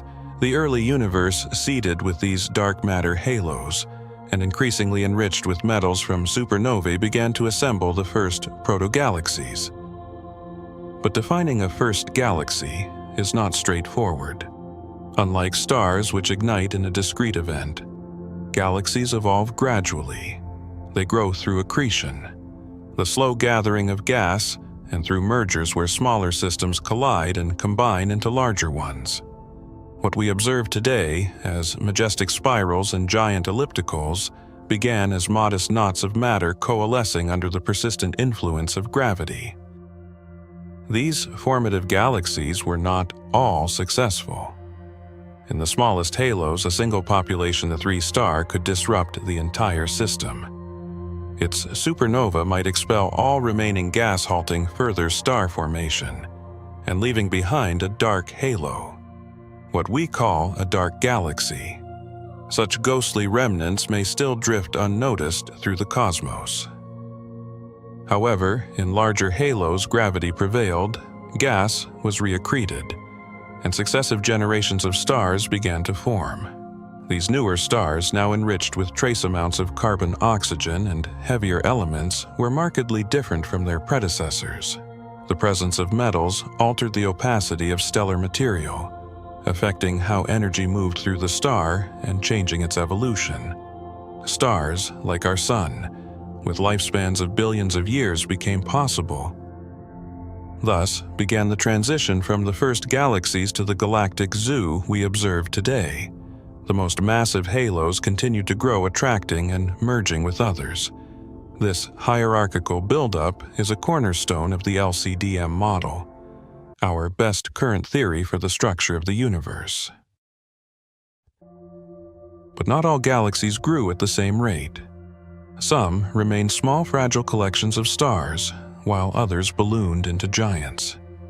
As mass increased, so did stability. Larger galaxies retained their gas even after supernova, supporting sustained star formation across cosmic time. These galaxies became cosmic engines, generating light metals and structure on ever larger scales. Meanwhile, as stars aged and died, the heavy elements they produced were dispersed, enriching the interstellar medium. This chemical evolution is crucial. Without carbon and oxygen, there would be no Earth, no life, and no astronomers to tell this story. What began as imperceptible quantum ripples now echoed across billions of light years. The cosmic microwave background, once uniform, had evolved into a universe populated with galaxies, each a complex ecosystem of gas stars, black holes, and dark matter. And though we can simulate much of this history with remarkable precision, observations always bring surprises. The James Webb Space Telescope, our most powerful observatory to date, has begun to peer into this epoch. Already, it has challenged expectations, revealing galaxies more massive, more structured, and more numerous in the first billion years than theory had predicted. These findings do not undermine our cosmological framework, but instead sharpen it. As in all science, anomalies are invitations, prompts to revisit assumptions, refine models, and look deeper. The early universe is a frontier not only of time and distance, but of knowledge. We stand now at its edge, our instruments pointed skyward, seeking in the ancient light the answers to questions formed by the fusion of curiosity and reason. The first galaxies were not monumental in size nor grand in appearance, but they were monuments of process evidence that gravity, chemistry, and time, guided by the laws of physics, could sculpt the void into luminous form. From the tiny ripples imprinted in the quantum fog of the early universe to the brilliant spirals now wheeling across our skies. This is the journey of structure, of complexity, and ultimately of us.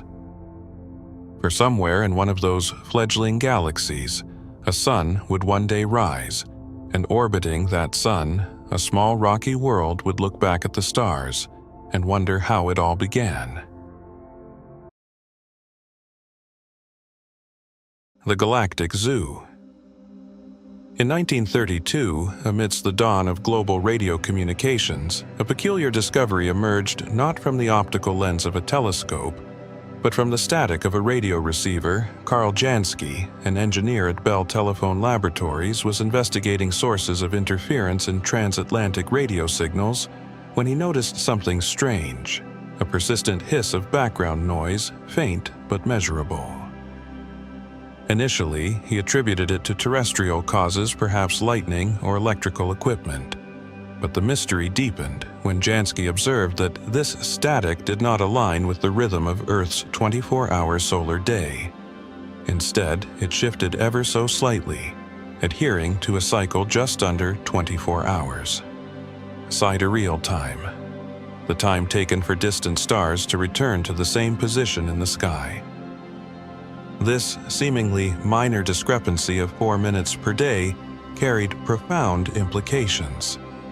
It meant that the source of this radio interference was not of earthly origin, nor even tied to the sun, but came from well beyond our solar system. Jansky had inadvertently detected radio waves from the Milky Way itself, the first ever confirmed reception of electromagnetic radiation from deep space outside the visible spectrum. This serendipitous moment marked the birth of radio astronomy. Although Jansky himself was redirected to other duties and did not pursue the discovery further, his name became immortalized in the field. Today, we measure the strength of radio emissions from celestial sources in Jansky's. Others picked up the mantle.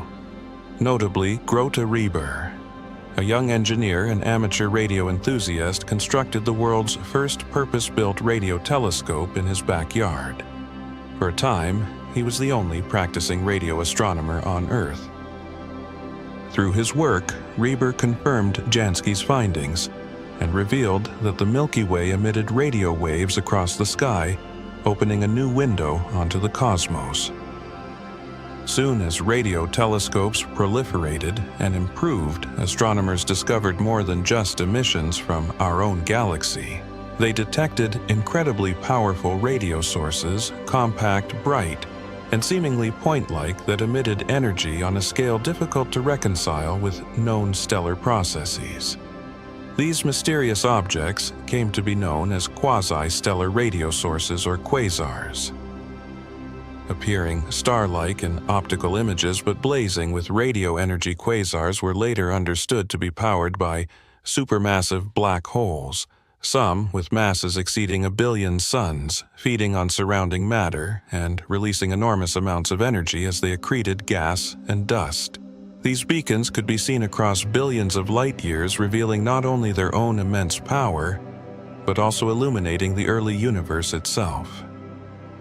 Quasars represented just one expression of the intense activity that characterized the first few billion years of cosmic history. During this primordial epoch, the universe blazed with light and change. First stars ignited, first galaxies assembled, and first black holes fed ravenously. But as the universe aged, the youthful fervor of cosmic activity waned. Star formation began to slow, and galaxies matured into more stable configurations. Yet even in this apparent calm, gravity continued its work, relentlessly driving evolution on every scale. Galaxies, like living organisms, changed with time. Small galaxies merged and coalesced into larger ones. Larger galaxies in turn consumed their surroundings and grew more massive still. Some galaxies developed distinct structures shaped by their internal dynamics. Disk-shaped galaxies like our Milky Way spun into elegant spirals, their rotation sustained by the conservation of angular momentum. Cold gas within these spinning disks collapsed into stars, forming the grand design spirals that populate astronomical catalogs today. Other galaxies suffered more turbulent fates. Violent mergers between massive galaxies often disrupted their ordered rotation, transforming them into chaotic, amorphous systems known as elliptical galaxies. Lacking the structured spiral arms of their cousins, these spheroidal galaxies contain older stellar populations and less gas, signaling the end of vigorous star formation. The cosmos thus revealed a dichotomy in galactic morphology: spirals and ellipticals, each reflecting distinct evolutionary pathways shaped by collisions and environmental interactions. Yet not all galaxies fit these tidy classifications. Some appear misshapen or irregular, likely distorted by gravitational interactions, past mergers, or ongoing encounters with neighboring systems. These irregular galaxies serve as transitional objects, snapshots of galaxies caught mid-transformation, still bearing the scars of their recent histories. In the observable universe, astronomers estimate the existence of up to 1 trillion galaxies, varying wildly in scale. Most are modest, containing a few billion stars, but a select few are true giants, hosting hundreds of billions or even trillions of stars. These galaxies are not scattered randomly. Rather, they trace a vast interconnected structure of matter known as the cosmic web, a lattice of filaments and nodes shaped by the primordial fluctuations seeded during inflation and sculpted by dark matter over cosmic time.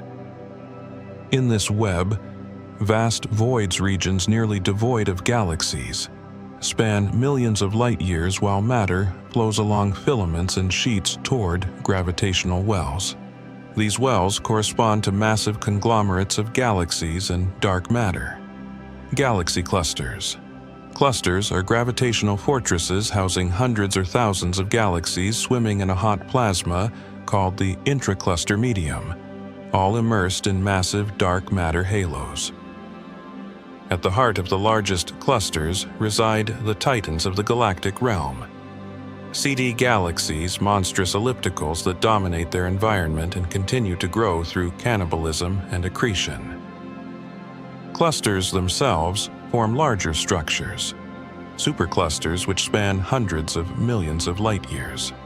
Our own Milky Way is part of one such structure, the Laniakea supercluster encompassing millions of galaxies. Whether superclusters are gravitationally bound or merely transient associations remains an open question, but they mark the largest coherent features in the known universe. Not all galaxies live in clusters. In fact, most reside in smaller associations known as galaxy groups. These more intimate gatherings consist of a few to several dozen galaxies typically anchored by one or two massive members. Our Milky Way is part of such a group. The local group, which includes the Andromeda Galaxy, the Triangulum Galaxy, and over 100 dwarf galaxies. Many of these faint companions have only recently been discovered through deep sky surveys enabled by modern telescopes. The local group. While unassuming compared to massive clusters, has become a laboratory for understanding galactic evolution. In particular, it has revealed a truth that reshapes our conception of galaxies as static finished entities. Galaxy evolution is not over. In fact, it is happening around us right now. A striking example of this ongoing process was discovered in the early 1990s by Rodrigo Ibada, a young graduate student at the University of Cambridge, working with the Anglo-Australian Telescope in New South Wales. Ibada was studying the dynamics of stars near the Milky Way's central bulge. His observations, conducted with the aid of optical fiber instruments capable of measuring the motion of dozens of stars, simultaneously uncovered something strange.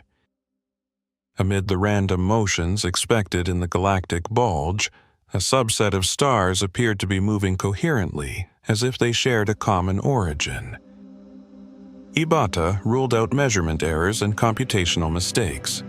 The evidence grew harder to ignore. With the guidance of his supervisors, Jerry Gilmore and Mike Irwin, Ibata reached a bold conclusion. These stars were not native to the Milky Way. They belonged to a separate external system, an intruding dwarf galaxy. The discovery of the Sagittarius dwarf galaxy provided direct evidence that the Milky Way was in the process of consuming another galaxy. This satellite galaxy, stretched and distorted by our galaxy's gravity, was being torn apart, its stars scattered into tidal streams across the sky. What was once a coherent stellar system would eventually be subsumed into the Milky Way's halo, lost among its billions of stars. Since then, astronomers have found that Sagittarius is not alone. The Milky Way is consuming multiple dwarf galaxies, remnants of which are still detectable in the form of faint stellar streams. Andromeda, our galactic neighbor, is doing the same. Galactic cannibalism is not an occasional event. It is a central mechanism of galactic growth. The peaceful serenity we attribute to our night sky belies a violent and ongoing process of accretion and destruction. Thus, our understanding of the galactic zoo, the diversity of galaxies and their behaviors, has matured through decades of observation and theoretical work. We now comprehend galaxies not as isolated objects, but as products of environment history and ongoing interaction. They are born in the dense knots of dark matter, nurtured by gravity and gas, shaped by internal dynamics and transformed by cosmic encounters. They live, grow, and sometimes die, collapsing into black holes or being devoured by larger systems. Yet for all our knowledge, the universe continues to challenge us. As recently as 2022, new observations from the James Webb Space Telescope hinted that the earliest galaxies might be more massive and more developed than current models predict, stirring debates and forcing us to re-examine long-held assumptions. From the quantum ripples that ceded structure to the majestic spirals and monstrous clusters we observe today, the cosmos reveals itself as both an archive of ancient processes and an active dynamic entity. To map this evolution is to trace a vast and interwoven story, a narrative written in stars and dark matter and gas and radiation in the grand interplay of gravity and time. It is the story of everything we see in the night sky, and it is still being written.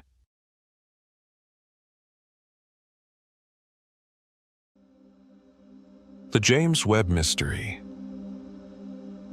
It began with a roar that echoed across the blue Christmas morning sky, a column of fire lifting humankind's most ambitious eye into the heavens.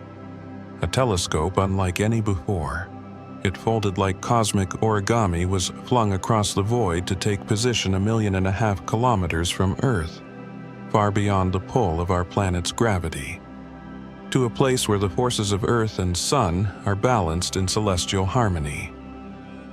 There, at the second Lagrange point, JWST unfurled its golden mirrors, cooled to the chill of deep space, and prepared to look back far back toward the first flickers of starlight that ever pierced the darkness. As the James Webb Space Telescope opened its eye on the young universe, astronomers around the globe found themselves transfixed and then puzzled. What they saw in those first images from the primordial cosmos did not align with what decades of theory had led them to expect. There, shining from a time less than 1 billion years after the Big Bang, were galaxies that looked too big, too luminous, too structured. Some were beautiful, rotating disks, grand spirals eerily reminiscent of our own Milky Way. But how could this be? In a universe still in its infancy, how had such galaxies already matured? One paper, cheekily titled "Panic at the Disks," captured the sentiment cosmologists watched as headlines around the world began to declare an existential crisis had JWST disproven the very foundations of cosmology. Was the Big Bang model broken? Were the equations of the universe undone? To make sense of the excitement and the unease, we must journey into the very heart of modern cosmology and ask a simple but profound question: what kind of universe do we live in? The story begins, as so many great stories do, in the early 20th century. Albert Einstein, forging a new understanding of gravity, had just unveiled his general theory of relativity, a framework in which space and time were no longer passive stages, but active participants in the cosmic dance. Others followed in Einstein's wake: Friedman, Lemaitre, Robertson, Walker. Their solutions to Einstein's equations revealed a startling possibility: space itself was not static. The universe could stretch, evolve, and expand. And then came Edwin Hubble. In the 1920s, observing from Mount Wilson, he found that distant galaxies were redshifted. That is, their light was stretched as if fleeing from us. The more distant the galaxy, the greater the shift. The conclusion was inescapable. The universe was expanding. And if it was expanding now, it must have been smaller, denser, and hotter in the past. Thus was born the Big Bang Theory, not an explosion in space, but an expansion of space itself from a seething, high-energy beginning. But relativity, elegant as it is, offers not one solution, but many. Mathematically, the equations can describe countless possible universes. To know which one we inhabit, astronomers needed data, specifically two crucial measurements: the current rate of expansion and the contents of the universe. The first of these is the Hubble constant, which tells us how fast galaxies recede as a function of their distance. The second concerns the energy budget of the cosmos, how much of it is made of matter radiation and other more exotic components. Measuring these values became the central task of observational cosmology for most of the 20th century. Determining the Hubble constant was notoriously difficult. The universe, unfortunately, does not provide measuring sticks. Estimating cosmic distances required creative methods using standard candles like Cepheid variables and Type Ia supernovae, whose intrinsic brightness is known to deduce their distance from apparent brightness. For decades, astronomers debated whether the Hubble constant was closer to 50 or 100 kilometers per second per megaparsec, a disagreement that translated into wildly different estimates of the universe's age. It was only in the 1990s, with the deployment of the Hubble Space Telescope, that clarity began to emerge. With unprecedented precision, HST measured the distance to nearby galaxies, settling on a value near 72 kilometers per second per megaparsec, implying a universe roughly 138 billion years old. Visible matter stars, planets' gas was easy enough to tally, but something strange lurked in the motions of galaxies and clusters. Spiral galaxies rotated too fast at their edges. Clusters of galaxies held together despite insufficient visible mass. The only explanation was that some unseen substance, dark matter, was exerting gravitational influence. Though invisible to light, its presence was undeniable. The universe, it seemed, was mostly made of things we could not see. And then came a revelation so startling, it won the Nobel Prize 2 teams. The Supernova Cosmology Project and the High-Z Supernova Search Team studied the light of exploding stars to chart the expansion history of the universe. Their expectation was clear. Gravity, acting over time, should slow the expansion. But the data told a different story. Instead of decelerating, the universe was accelerating, expanding faster and faster as time went on. What could be driving this cosmic acceleration? The answer, though speculative, lay in the mathematics of general relativity, a mysterious form of energy permeating all of space, exerting a repulsive pressure. It became known as dark energy, a force unlike any seen before, whose nature remains one of the deepest mysteries in physics. With these discoveries, cosmologists assembled a model of the universe now known as LCDM, lambda, cold, dark matter. Lambda stands for the cosmological constant, Einstein's term for dark energy. CDM refers to cold dark matter, slow-moving and clumping, which seeds the formation of galaxies. According to LCDM, the universe is 138 billion years old, composed of about 5% ordinary matter, 27% dark matter, and 68% dark energy. This model has passed countless observational tests. It predicts the pattern of cosmic microwave background radiation, the distribution of galaxies on large scales, and the evolution of cosmic structure. It is by all accounts an astounding triumph of science.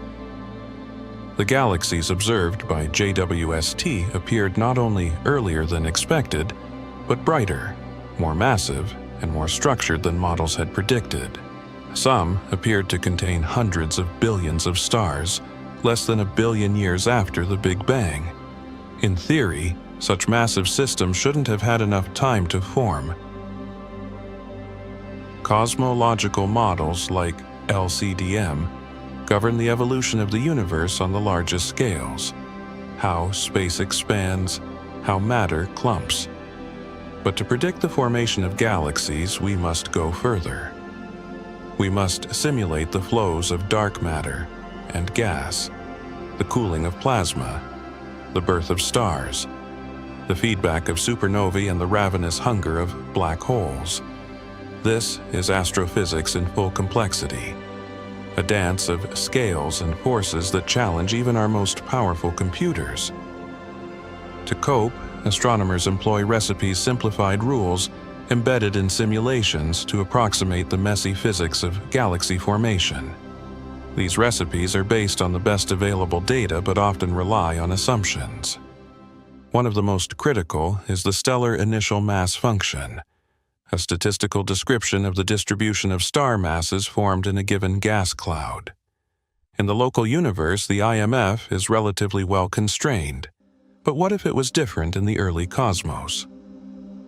If, for example, early star formation favored more massive luminous stars, then young galaxies would shine more brightly than expected, for their mass astronomers assuming a local IMF would overestimate their size and maturity. Such a skewed IMF could help explain why JWST's galaxies seemed anomalously bright. Perhaps they weren't so massive after all, just composed of hotter, more massive stars. Moreover, early results from JWST were based on rapid preliminary analyses.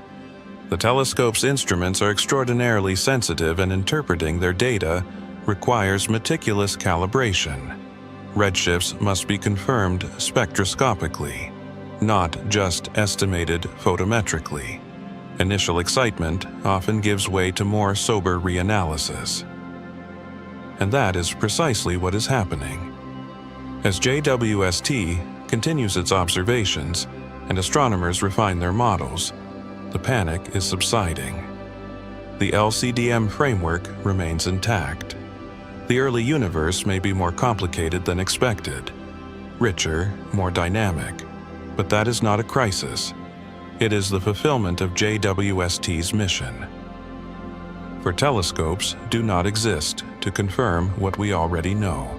They are built to challenge our assumptions, to expand the boundaries of the known. Every deviation, every outlier, every unexpected galaxy is a clue, an invitation to look again, think deeper, and refine our understanding of the cosmos. What the James Webb Space Telescope is revealing is not the failure of cosmology, but its vitality. It reminds us that science is not a monument, but a process, a conversation with nature that unfolds over time. It is a testament to our curiosity, our creativity, and our willingness to question even our most cherished theories. In the end, the galaxies JWST glimpsed in the early cosmos are not harbingers of doom, but messengers of wonder.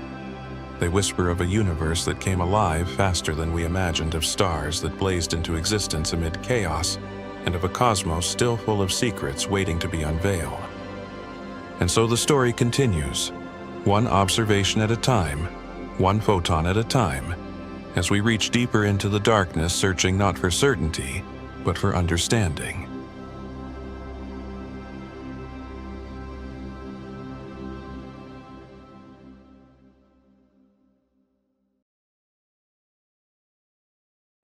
Have you ever wondered about the sheer scale of reality? How many particles make up your body, this planet, or even the universe itself? If you take a deep breath, you are inhaling approximately 50 sextillion atoms, an unfathomable number, yet minuscule compared to the 7 octillion atoms forming your entire body.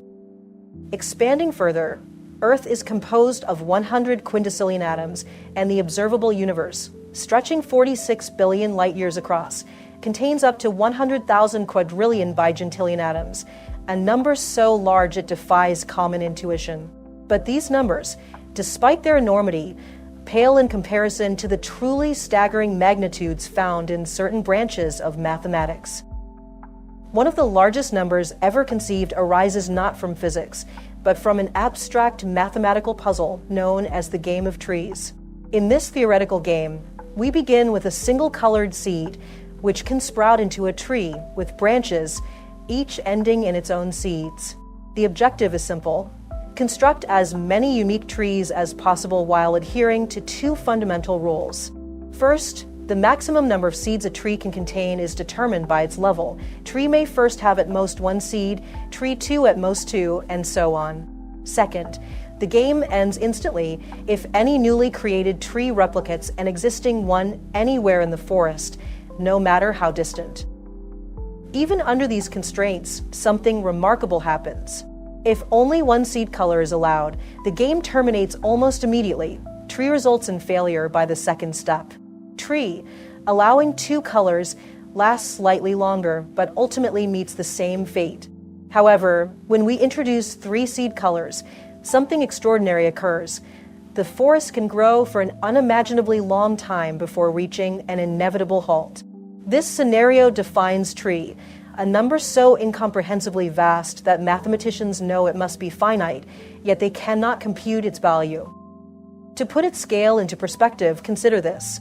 If we attempted to express tree in standard notation, the resulting number would be so large that even writing down all its digits would be physically impossible. Storing this information would require more memory than the entire observable universe could hold. In fact, theoretical physicists argue that if a human mind attempted to fully comprehend tree, the sheer quantity of information would be so overwhelming that it could collapse into a black hole under its own informational density.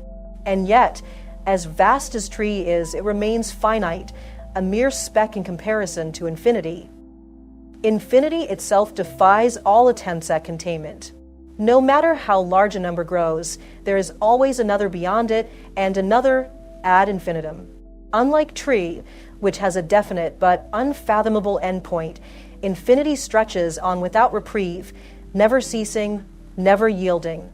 This distinction is crucial as it raises profound questions about the very nature of our universe.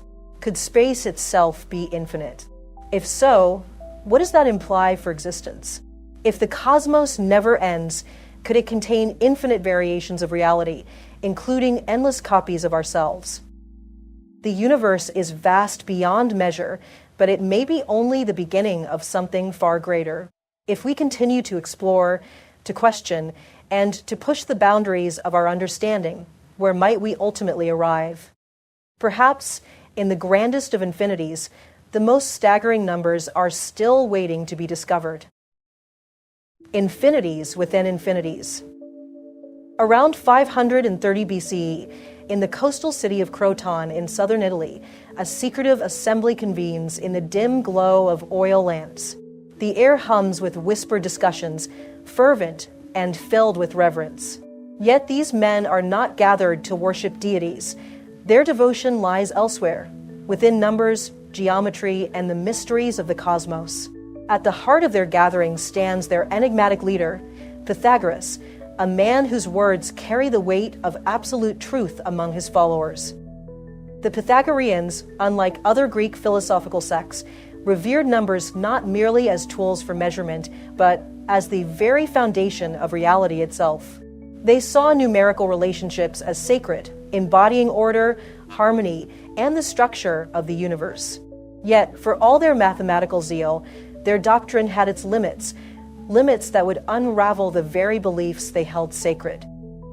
Their greatest discomfort arose from the discovery of irrational numbers, those numbers that could not be neatly expressed as the ratio of two whole numbers. The calculation of a square's diagonal, a direct consequence of the Pythagorean theorem, yielded a value that defied their cherished framework. This realization shattered their worldview. If numbers could not be contained within finite ratios, then the universe harbored untamed infinities beyond their comprehension. For the Pythagoreans, such concepts were dangerous, even heretical. Yet, the notion of infinity could not be suppressed. It continued to perplex and challenge mathematicians and philosophers alike. Among the most famous paradoxes of infinity was Zeno's paradox. Zeno, another ancient Greek thinker, proposed a dilemma that seemed to suggest motion itself was an illusion. Imagine a journey from one point to another. To reach your destination, you must first travel halfway there. Then, you must traverse half of the remaining distance, and then half again. By this logic, an infinite number of steps must be taken before the journey is complete. How, then, can motion ever truly occur? This paradox haunted Greek philosophy, leading many to relegate infinity to the realm of metaphysics rather than physical reality. Despite these early struggles, the study of infinity would experience a profound transformation in the 19th century thanks to the revolutionary work of George Cantor. Unlike his predecessors, Cantor embraced the infinite not as an unknowable void, but as a landscape to be explored and categorized. He made a groundbreaking distinction. Not all infinities are equal. Cantor demonstrated that there exists an infinite number of natural numbers, 1, 2, 3, 4, but also an infinite number of even numbers, 2, 4, 6, 8. At first glance, one might assume the set of all natural numbers must be larger than the set of even numbers, since the latter is a subset of the former. However, Cantor revealed that these two infinities are actually the same size. Each even number can be paired with a natural number, 2 with 1, 4 with 2, 6 with 3, and so on in a one-to-one correspondence. This means they are both examples of what he termed countable infinity. But Cantor didn't stop there. He showed that some infinities are larger than others. To illustrate this, he considered the power set of a given set, the set of all possible subsets. Consider 4 elements: John, Paul, George, and Ringo. The number of ways these 4 can be combined into groups is greater than the original number of elements. The same logic applies to infinite sets. The power set of an infinite set is always larger than the set itself. This leads to the concept of uncountable infinity, a category that includes real numbers. Unlike the countable infinity of whole numbers, the set of real numbers is so vast that no pairing can match them one-to-one with natural numbers. This revelation had profound implications, shaking the very foundations of mathematics. Cantor's work was initially met with resistance. The idea that infinity could be stratified and quantified seemed absurd to many.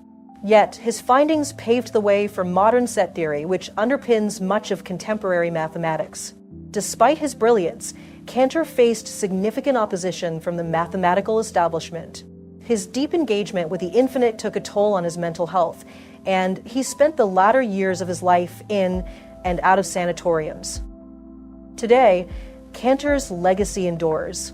Infinity is no longer seen as a single, amorphous concept, but as a structured hierarchy, each level revealing deeper complexities.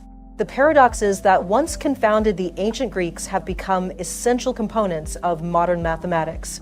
And yet, for all our advances, infinity remains as elusive and enigmatic as ever.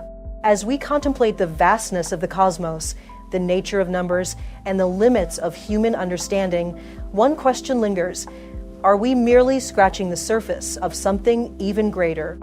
Perhaps, in the pursuit of the infinite, we are destined to uncover infinities within infinities, realities beyond comprehension, waiting to be explored. Is it infinite?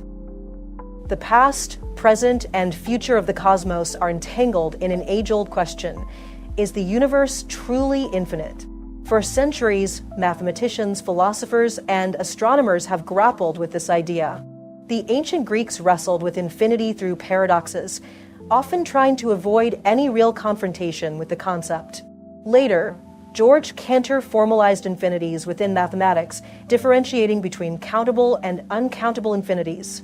And yet, for all these theoretical explorations, the question remains: do infinities exist in physical reality? Unlike the Greeks, modern scientists do not have the luxury of avoiding infinity. The universe presents them with actual infinities at every turn: black holes with singularities of infinite density, the endless expansion of space, and the sheer possibility that the cosmos itself has no boundary. With powerful mathematical tools and technological advancements, astronomers today stand at the precipice of one of the most profound mysteries in existence: the nature of infinity in the physical world. To contemplate this, imagine an island isolated from the world. A young man from North Sentinel Island moves cautiously through dense undergrowth, familiar with every rock and tree. He emerges onto a beach and looks out upon the ocean, a seemingly endless stretch of blue, encompassing his entire known world. To him, the ocean is vast but finite, bounded by the limits of his canoe. But then, one day, a white ship appears on the horizon. At first a distant speck, it gradually looms larger, an alien presence intruding upon his universe. He reacts with fear, throwing rocks and sticks, driving the intruder away. Yet, had he paused to wonder, he might have asked, if my world ends at the ocean, where did this ship come from? Could there be a greater world beyond my own? This is much like humanity's contemplation of the cosmos. For centuries, we have wondered what lies beyond the observable universe. Archytas, a Greek philosopher from the 4th century BCE, imagined traveling to the very edge of the heavens, only to reach out and find something beyond. If there were no boundary, space must be infinite. If there were a boundary, what lay past it? The question seemed unanswerable. Later, in the 16th century, Giordano Bruno argued that space was boundless and filled with infinite stars and worlds, an idea that led to his execution by the Church. Even in later centuries, philosophers like Thomas Hobbes took a more pragmatic stance. If we cannot measure infinity, why speculate on its existence? Yet, speculation persists. Today's cosmologists are armed with unprecedented observational power. The Hubble and James Webb Space Telescopes reveal galaxies from deep cosmic time. We measure the universe's expansion through redshifted light, and we detect the cosmic microwave background, a remnant of the universe's infancy. But as our observational tools improve, we encounter a new kind of boundary, not a physical one, but a temporal one. Light travels at a finite speed, roughly 300 million meters per second. This means that when we gaze at distant galaxies, we are looking back in time. We can see galaxies as they were 1 billion years ago, 5 billion years ago, even 10 billion years ago. However, beyond a certain point, around 13.4 billion years ago, there are no more galaxies to observe. Not because they do not exist, but because there was a time when galaxies had not yet formed. The observable universe, then, is limited not by a physical edge, but by time itself. The farther we look, the closer we approach the universe's beginning. Yet, paradoxically, the edge of our observable universe does not appear as an edge at all. Due to the expansion of space, those first galaxies, whose light has taken 13.8 billion years to reach us, are now an astonishing 46 billion light years away. The universe has been expanding all this time, stretching the fabric of space itself. This means that the observable universe is a sphere with a radius of approximately 46 billion light years, yet it does not imply that the universe as a whole is finite. So, is the universe infinite? The answer remains elusive. There are 3 possible scenarios for the universe's shape. It could be closed like a sphere, finite but unbounded. It could be open like a saddle, stretching out infinitely. Or it could be flat, extending endlessly in all directions. Observational data strongly suggest that the universe is geometrically flat, which implies an infinite cosmos. However, this conclusion is based on what we can observe, our local region of space. If the universe is curved on a scale beyond what we can see, it might still be finite, just vastly larger than our observable portion. Cosmic inflation theory, which describes a rapid expansion of space in the early universe, adds another layer of complexity. Inflation suggests that our observable universe is just a tiny pocket within a much larger multiverse. If inflation occurred infinitely, there may be an infinite number of observable universes, each with their own properties, constants, and physical laws. This idea shifts the question. Rather than asking if our universe is infinite, we may need to ask if the multiverse is infinite. As we probe these mysteries, our understanding remains incomplete. Just as the Sentinelese man perceived his island as the entire world, we may be bound by our own observational limits. Beyond the cosmic horizon, the universe, or the multiverse, may stretch infinitely, or it may loop back upon itself in ways we cannot yet perceive. The question of infinity is not just a scientific challenge, it is a philosophical one. If the universe is infinite, does that mean every possible version of reality exists somewhere? Are there infinite copies of you, reading these words in infinite variations of this very moment? These ideas, as unsettling as they may be, are the natural consequence of contemplating an unbounded cosmos. Like those before us, we are left to wonder. But unlike those before us, we have tools, mathematics, and observations to push the boundaries of our knowledge further. Whether the universe is infinite or not, our pursuit of understanding is itself boundless. And perhaps, in our relentless search for the infinite, we are touching upon something even greater than infinity itself, the infinite capacity of human curiosity. The cosmos stretches out before us in all directions, an unthinkably vast expanse of galaxies, stars, and cosmic dust. Yet, despite its grandeur, there is nothing in the observed structure of the universe that suggests an edge or an invisible barrier hemming in the galaxies we see. Though it is improbable that the universe began in a state of perfect equilibrium, the large-scale homogeneity of space suggests an almost uniform distribution of matter and energy. Space appears to be expanding uniformly everywhere, reinforcing the notion that the universe has no center. On scales larger than 230 million light-years, the observable universe maintains a remarkable consistency.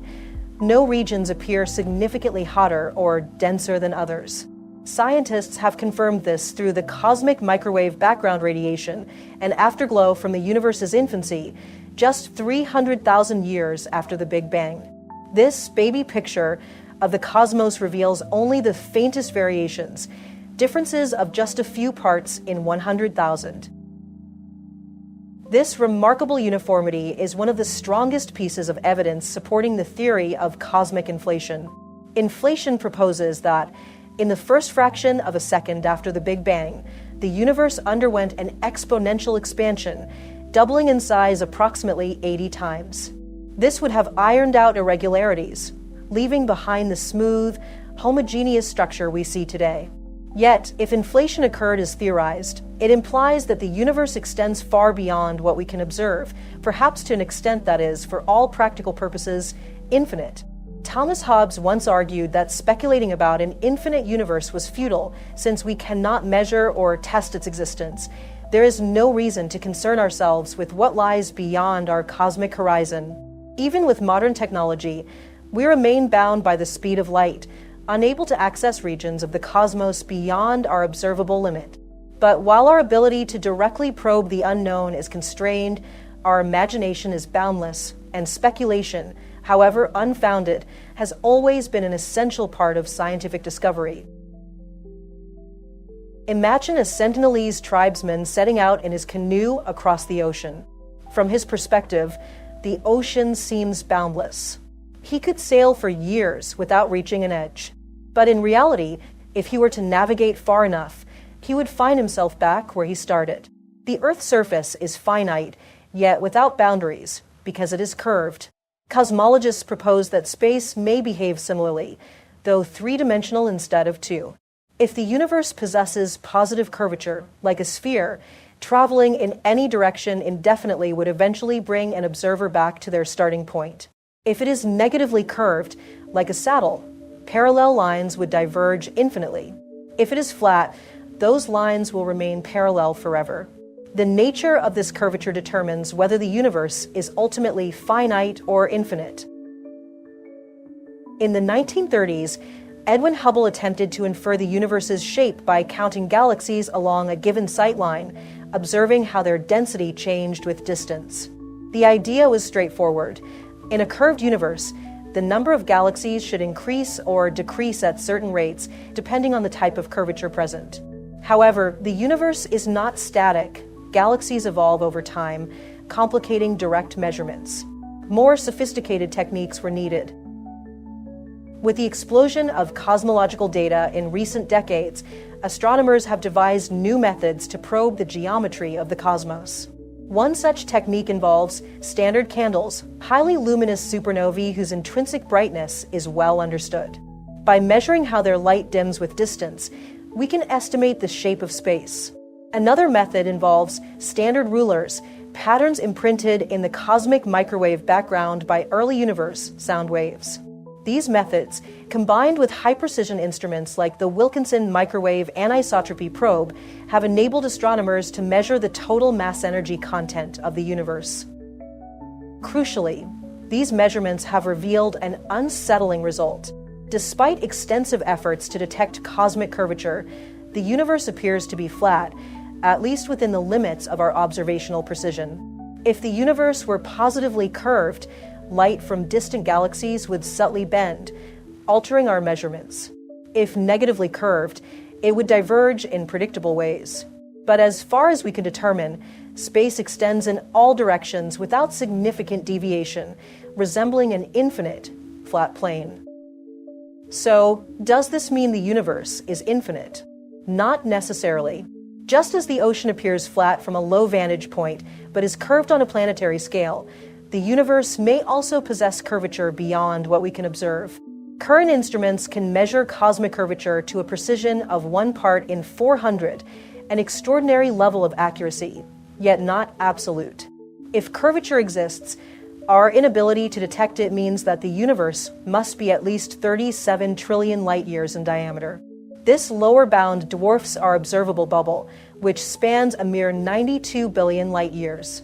And yet, even this lower bound does not preclude the possibility of infinity. The true extent of a universe could be far greater, potentially beyond all conceivable measurement. If the universe is infinite, it would contain an infinite number of galaxies, planets, and perhaps even identical copies of ourselves, existing somewhere out in the vastness of space. Ultimately, the question remains unresolved. Science may never be able to confirm whether the cosmos is truly infinite or merely staggeringly large beyond our observational reach. But even in our bounded view of the universe, the vastness we can see already stretches the limits of human comprehension. If there is more beyond, we may never know for certain, but the pursuit of that knowledge continues, driven by the same curiosity that led us to ask these questions in the first place. Living in an infinite universe, a scientific and philosophical inquiry. On August 15th, 1977, an event occurred that still echoes through the annals of astronomy and astrobiology. A volunteer astronomer at Ohio State University, Jerry Emin, was meticulously reviewing pages of data recorded by the Big Ear radio telescope.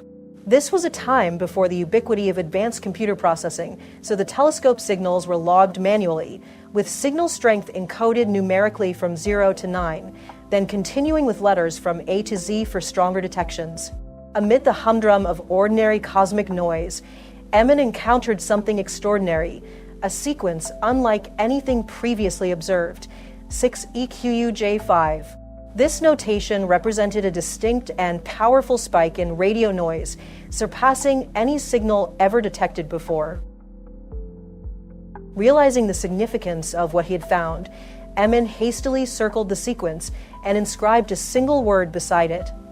From that moment forward, this anomalous burst of radio waves has been immortalized as the WOW signal.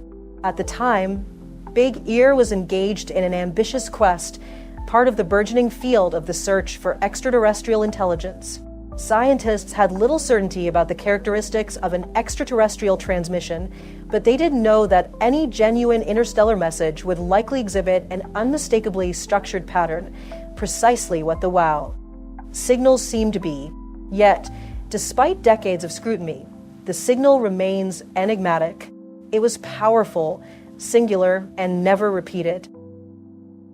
It seemed to originate from deep space, yet no known celestial body or astrophysical phenomenon could be definitively linked to it. Was this a cosmic accident, or could it have been our first and only detected whisper from an alien civilization? While most scientists lean towards a natural explanation, the signal's ultimate source is still unknown. However, the deeper question remains: in an infinite universe, is it truly possible that we are alone? The boundless cosmos and the certainty of extraterrestrial life. The concept of an infinite universe carries profound implications. If the cosmos extends without end, then life beyond Earth is not merely probable, it is inevitable.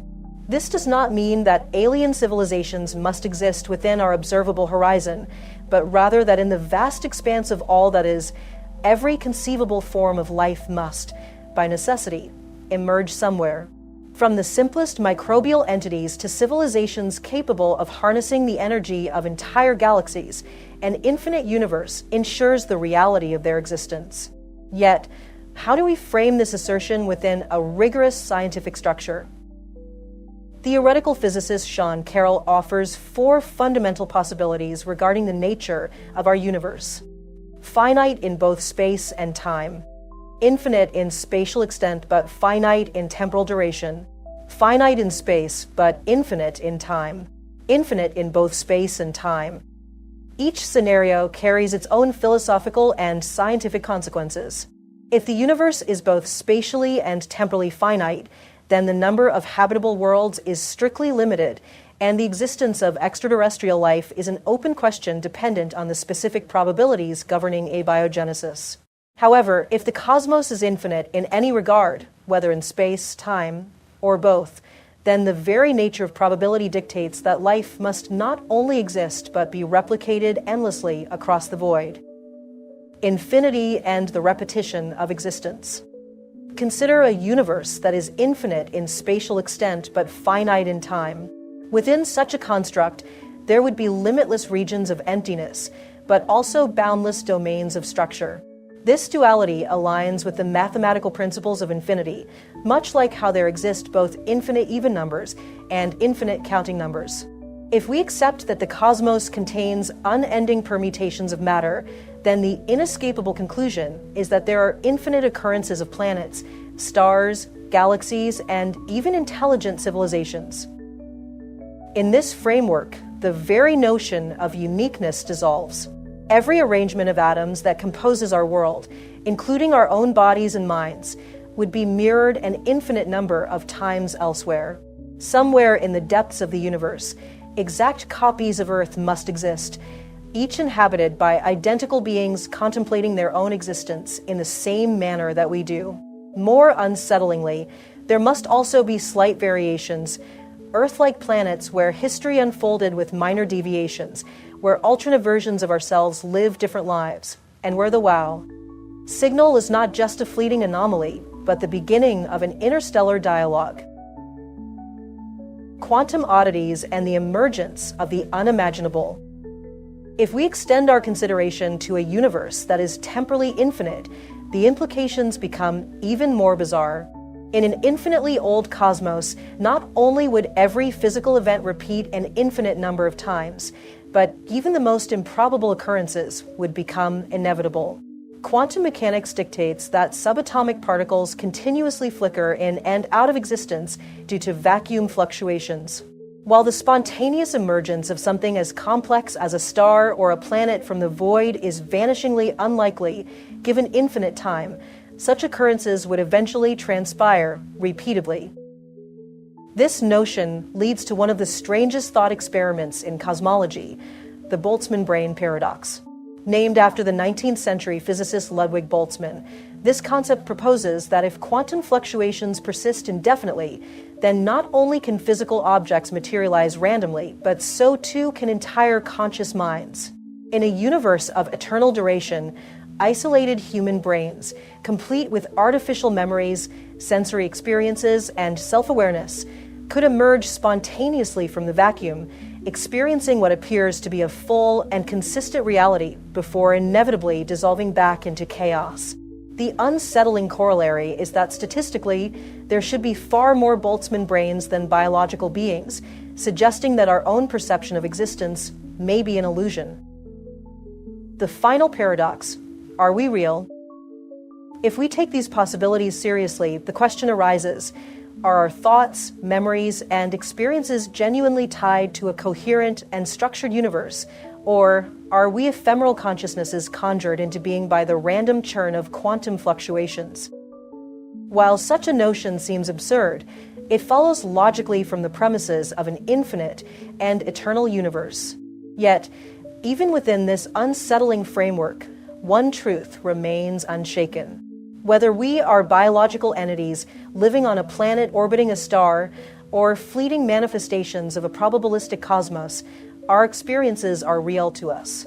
And in an infinite universe, where every possibility must eventually be realized, The mere act of contemplating existence is itself a fundamental part of the cosmic equation. Thus, whether or not the wow. Signal was a genuine alien transmission. The infinite nature of the cosmos guarantees that somewhere out there, such signals must exist. In an unbounded universe, life is not just a possibility, it is a certainty. And so, as we gaze into the abyss of infinity, we may take comfort in the knowledge that in some distant sector of space-time, intelligent beings are gazing back. Antonio Padilla posits that the universe may eventually reach its Poincare recurrence time, a staggering billion years into the future. This incomprehensibly long timescale marks the statistical moment when all particles within a finite system would, by sheer probability, return to their original configuration, initiating a cosmic cycle of repetition. This concept, rooted in statistical mechanics, suggests that even within a finite universe, eternity manifests through recurrence, raising profound implications for the nature of time and existence.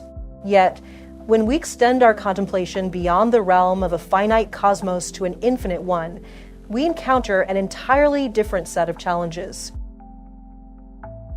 An infinite universe, by definition, encompasses boundless possibilities, each occurring not just once, but an infinite number of times. This leads directly to the measure problem, an issue that challenges our ability to assign meaningful probabilities to events in an unbounded cosmos. If every event, no matter how improbable, occurs infinitely often, then how do we differentiate between the likely and the unlikely? In such a framework, our classical approach to probability collapses, as no finite measure can adequately describe an infinite reality. The implications of this are profound. In attempting to extrapolate from the observable universe, an entity that is, at best, an infinitesimal fraction of the whole, we face an epistemological deadlock. The nature of infinity renders any finite fraction of it effectively zero. This realization forces us to reconsider the reliability of our empirical observations and theoretical models. If our observable cosmos constitutes precisely 0% of the totality of existence, then to what extent can our scientific conclusions hold universal validity? This dilemma extends beyond mere mathematics or physics. It strikes at the very core of cosmology. If we cannot meaningfully assign probabilities, if we cannot assert laws that extend beyond our infinitesimally small observational domain, then can we truly claim to understand the universe? Our theories of the Big Bang, the evolution of the cosmos, and even the fundamental laws of physics may be applicable only within the narrow confines of our perceptible reality. Beyond that, they may be little more than approximations, useful, but ultimately insufficient in the face of the infinite unknown. This leads to an unsettling but necessary existential confrontation. The Greeks, wary of the implications of infinity, sought to sidestep the paradoxes it introduced. More than 2 millennia later, despite the advent of transfinite mathematics and sophisticated cosmological models, we find ourselves grappling with the same fundamental conundrums. While we have refined our ability to describe aspects of infinity, we are no closer to comprehending its full nature.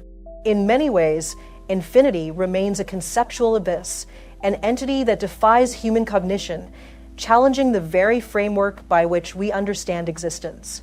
But even this is merely a beginning. The infinite universe, if it indeed exists, is but one manifestation of infinity within cosmological theories.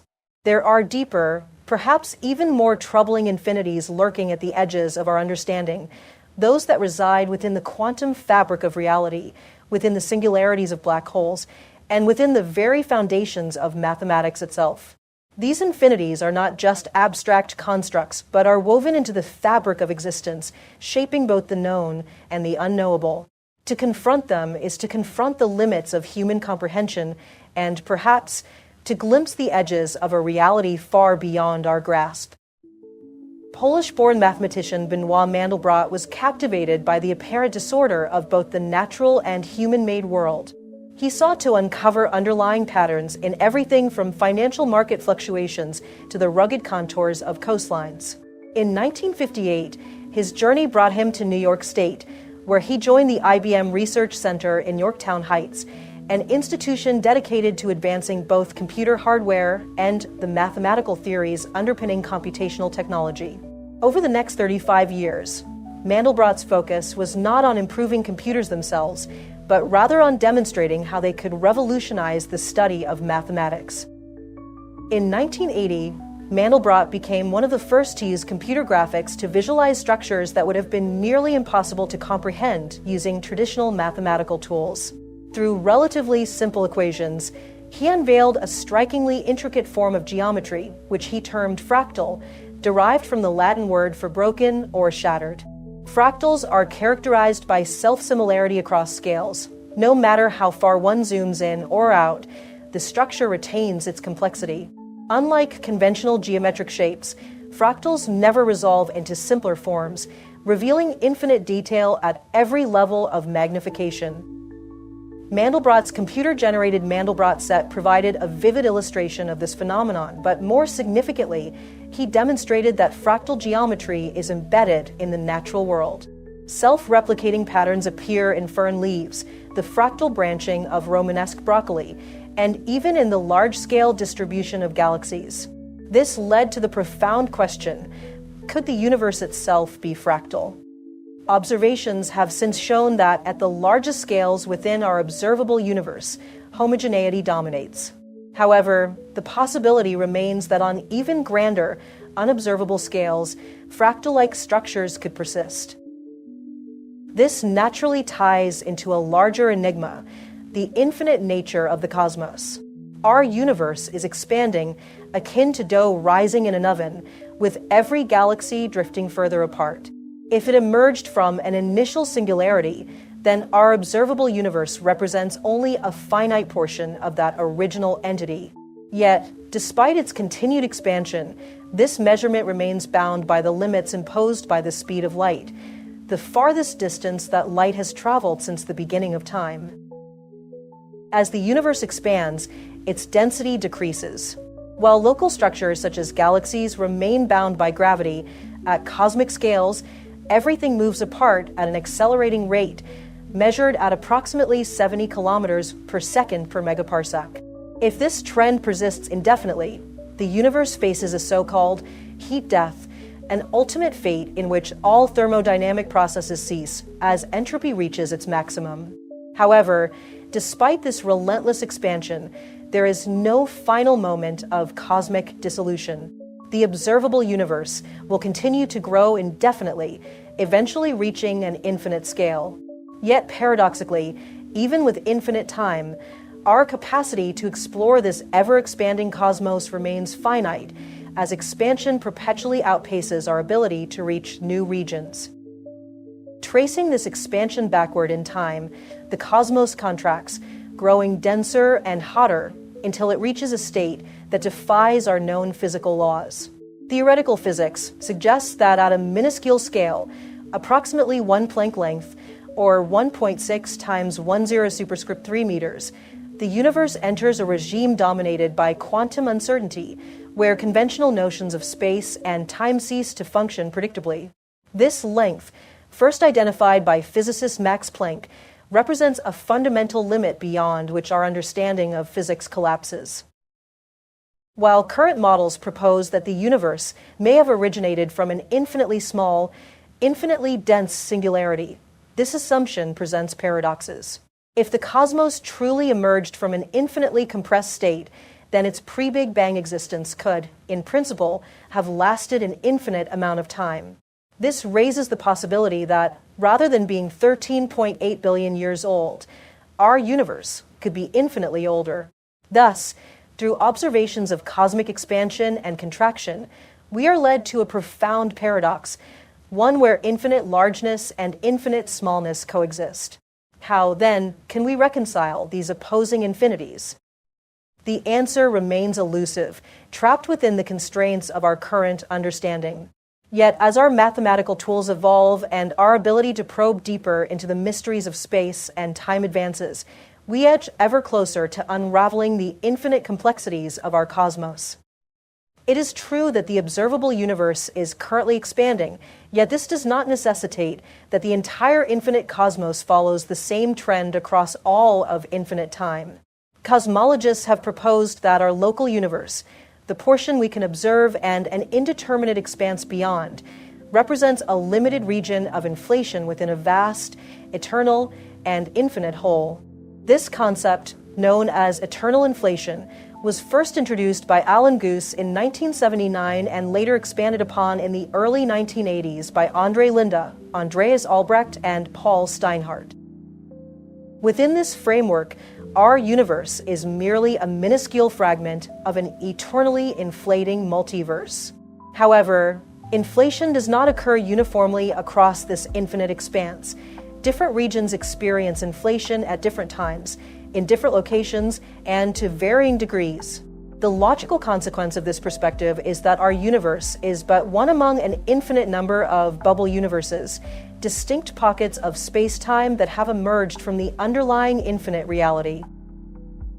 Each of these universes within the multiverse may exist at different stages of cosmological evolution, governed by physical laws that might diverge drastically from our own. Yet, they remain forever inaccessible to us, separated by the insurmountable chasm of infinite space. Exploring multiverse theories inevitably opens a Pandora's box of new infinities. To accommodate the profound complexities arising from quantum mechanics and high-energy physics, many theorists turn to N-theory, a unifying framework within string theory. This theory postulates that our observable reality emerges as a fleeting intersection of higher dimensional constructs, and that countless such intersections might exist simultaneously, flickering in and out of existence as the broader bulk of hyperspace evolves. Thus, we are compelled to consider not only an infinite number of universes within our familiar three-dimensional space, but also a multiverse comprising a limitless variety of dimensional configurations. And once again, there is no fundamental reason to assume that these parallel universes adhere to the same physical laws as our own.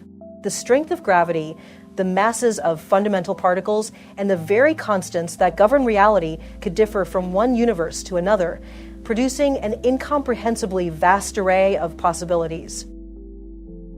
From our limited perspective, the Big Bang represents the smallest scale at which we can probe, while the ultimate heat death of the universe defines the largest. Yet, if an omnipotent observer could zoom in or out beyond our constraints, they might discover that our expanding bubble is but a single layer of complexity within an even grander structure. This notion finds echoes in Roger Penrose's conformal cyclic cosmology. According to this theory, when our universe has expanded to an infinite scale from our perspective, it may paradoxically become the seed for a new, infinitesimally small Big Bang, initiating an entirely new cycle of cosmic evolution at a different scale. However, for all their conceptual elegance, these ideas remain theoretical. As with many aspects of infinity, they present challenges that may be fundamentally insurmountable. The very nature of infinity implies that definitive empirical evidence for an infinite cosmos may be forever beyond our grasp. Thus, the scientific pursuit remains focused on searching for signs of finiteness, tracing the layers of cosmic structure as far as we can, continuing to follow the turtles, wherever they may lead.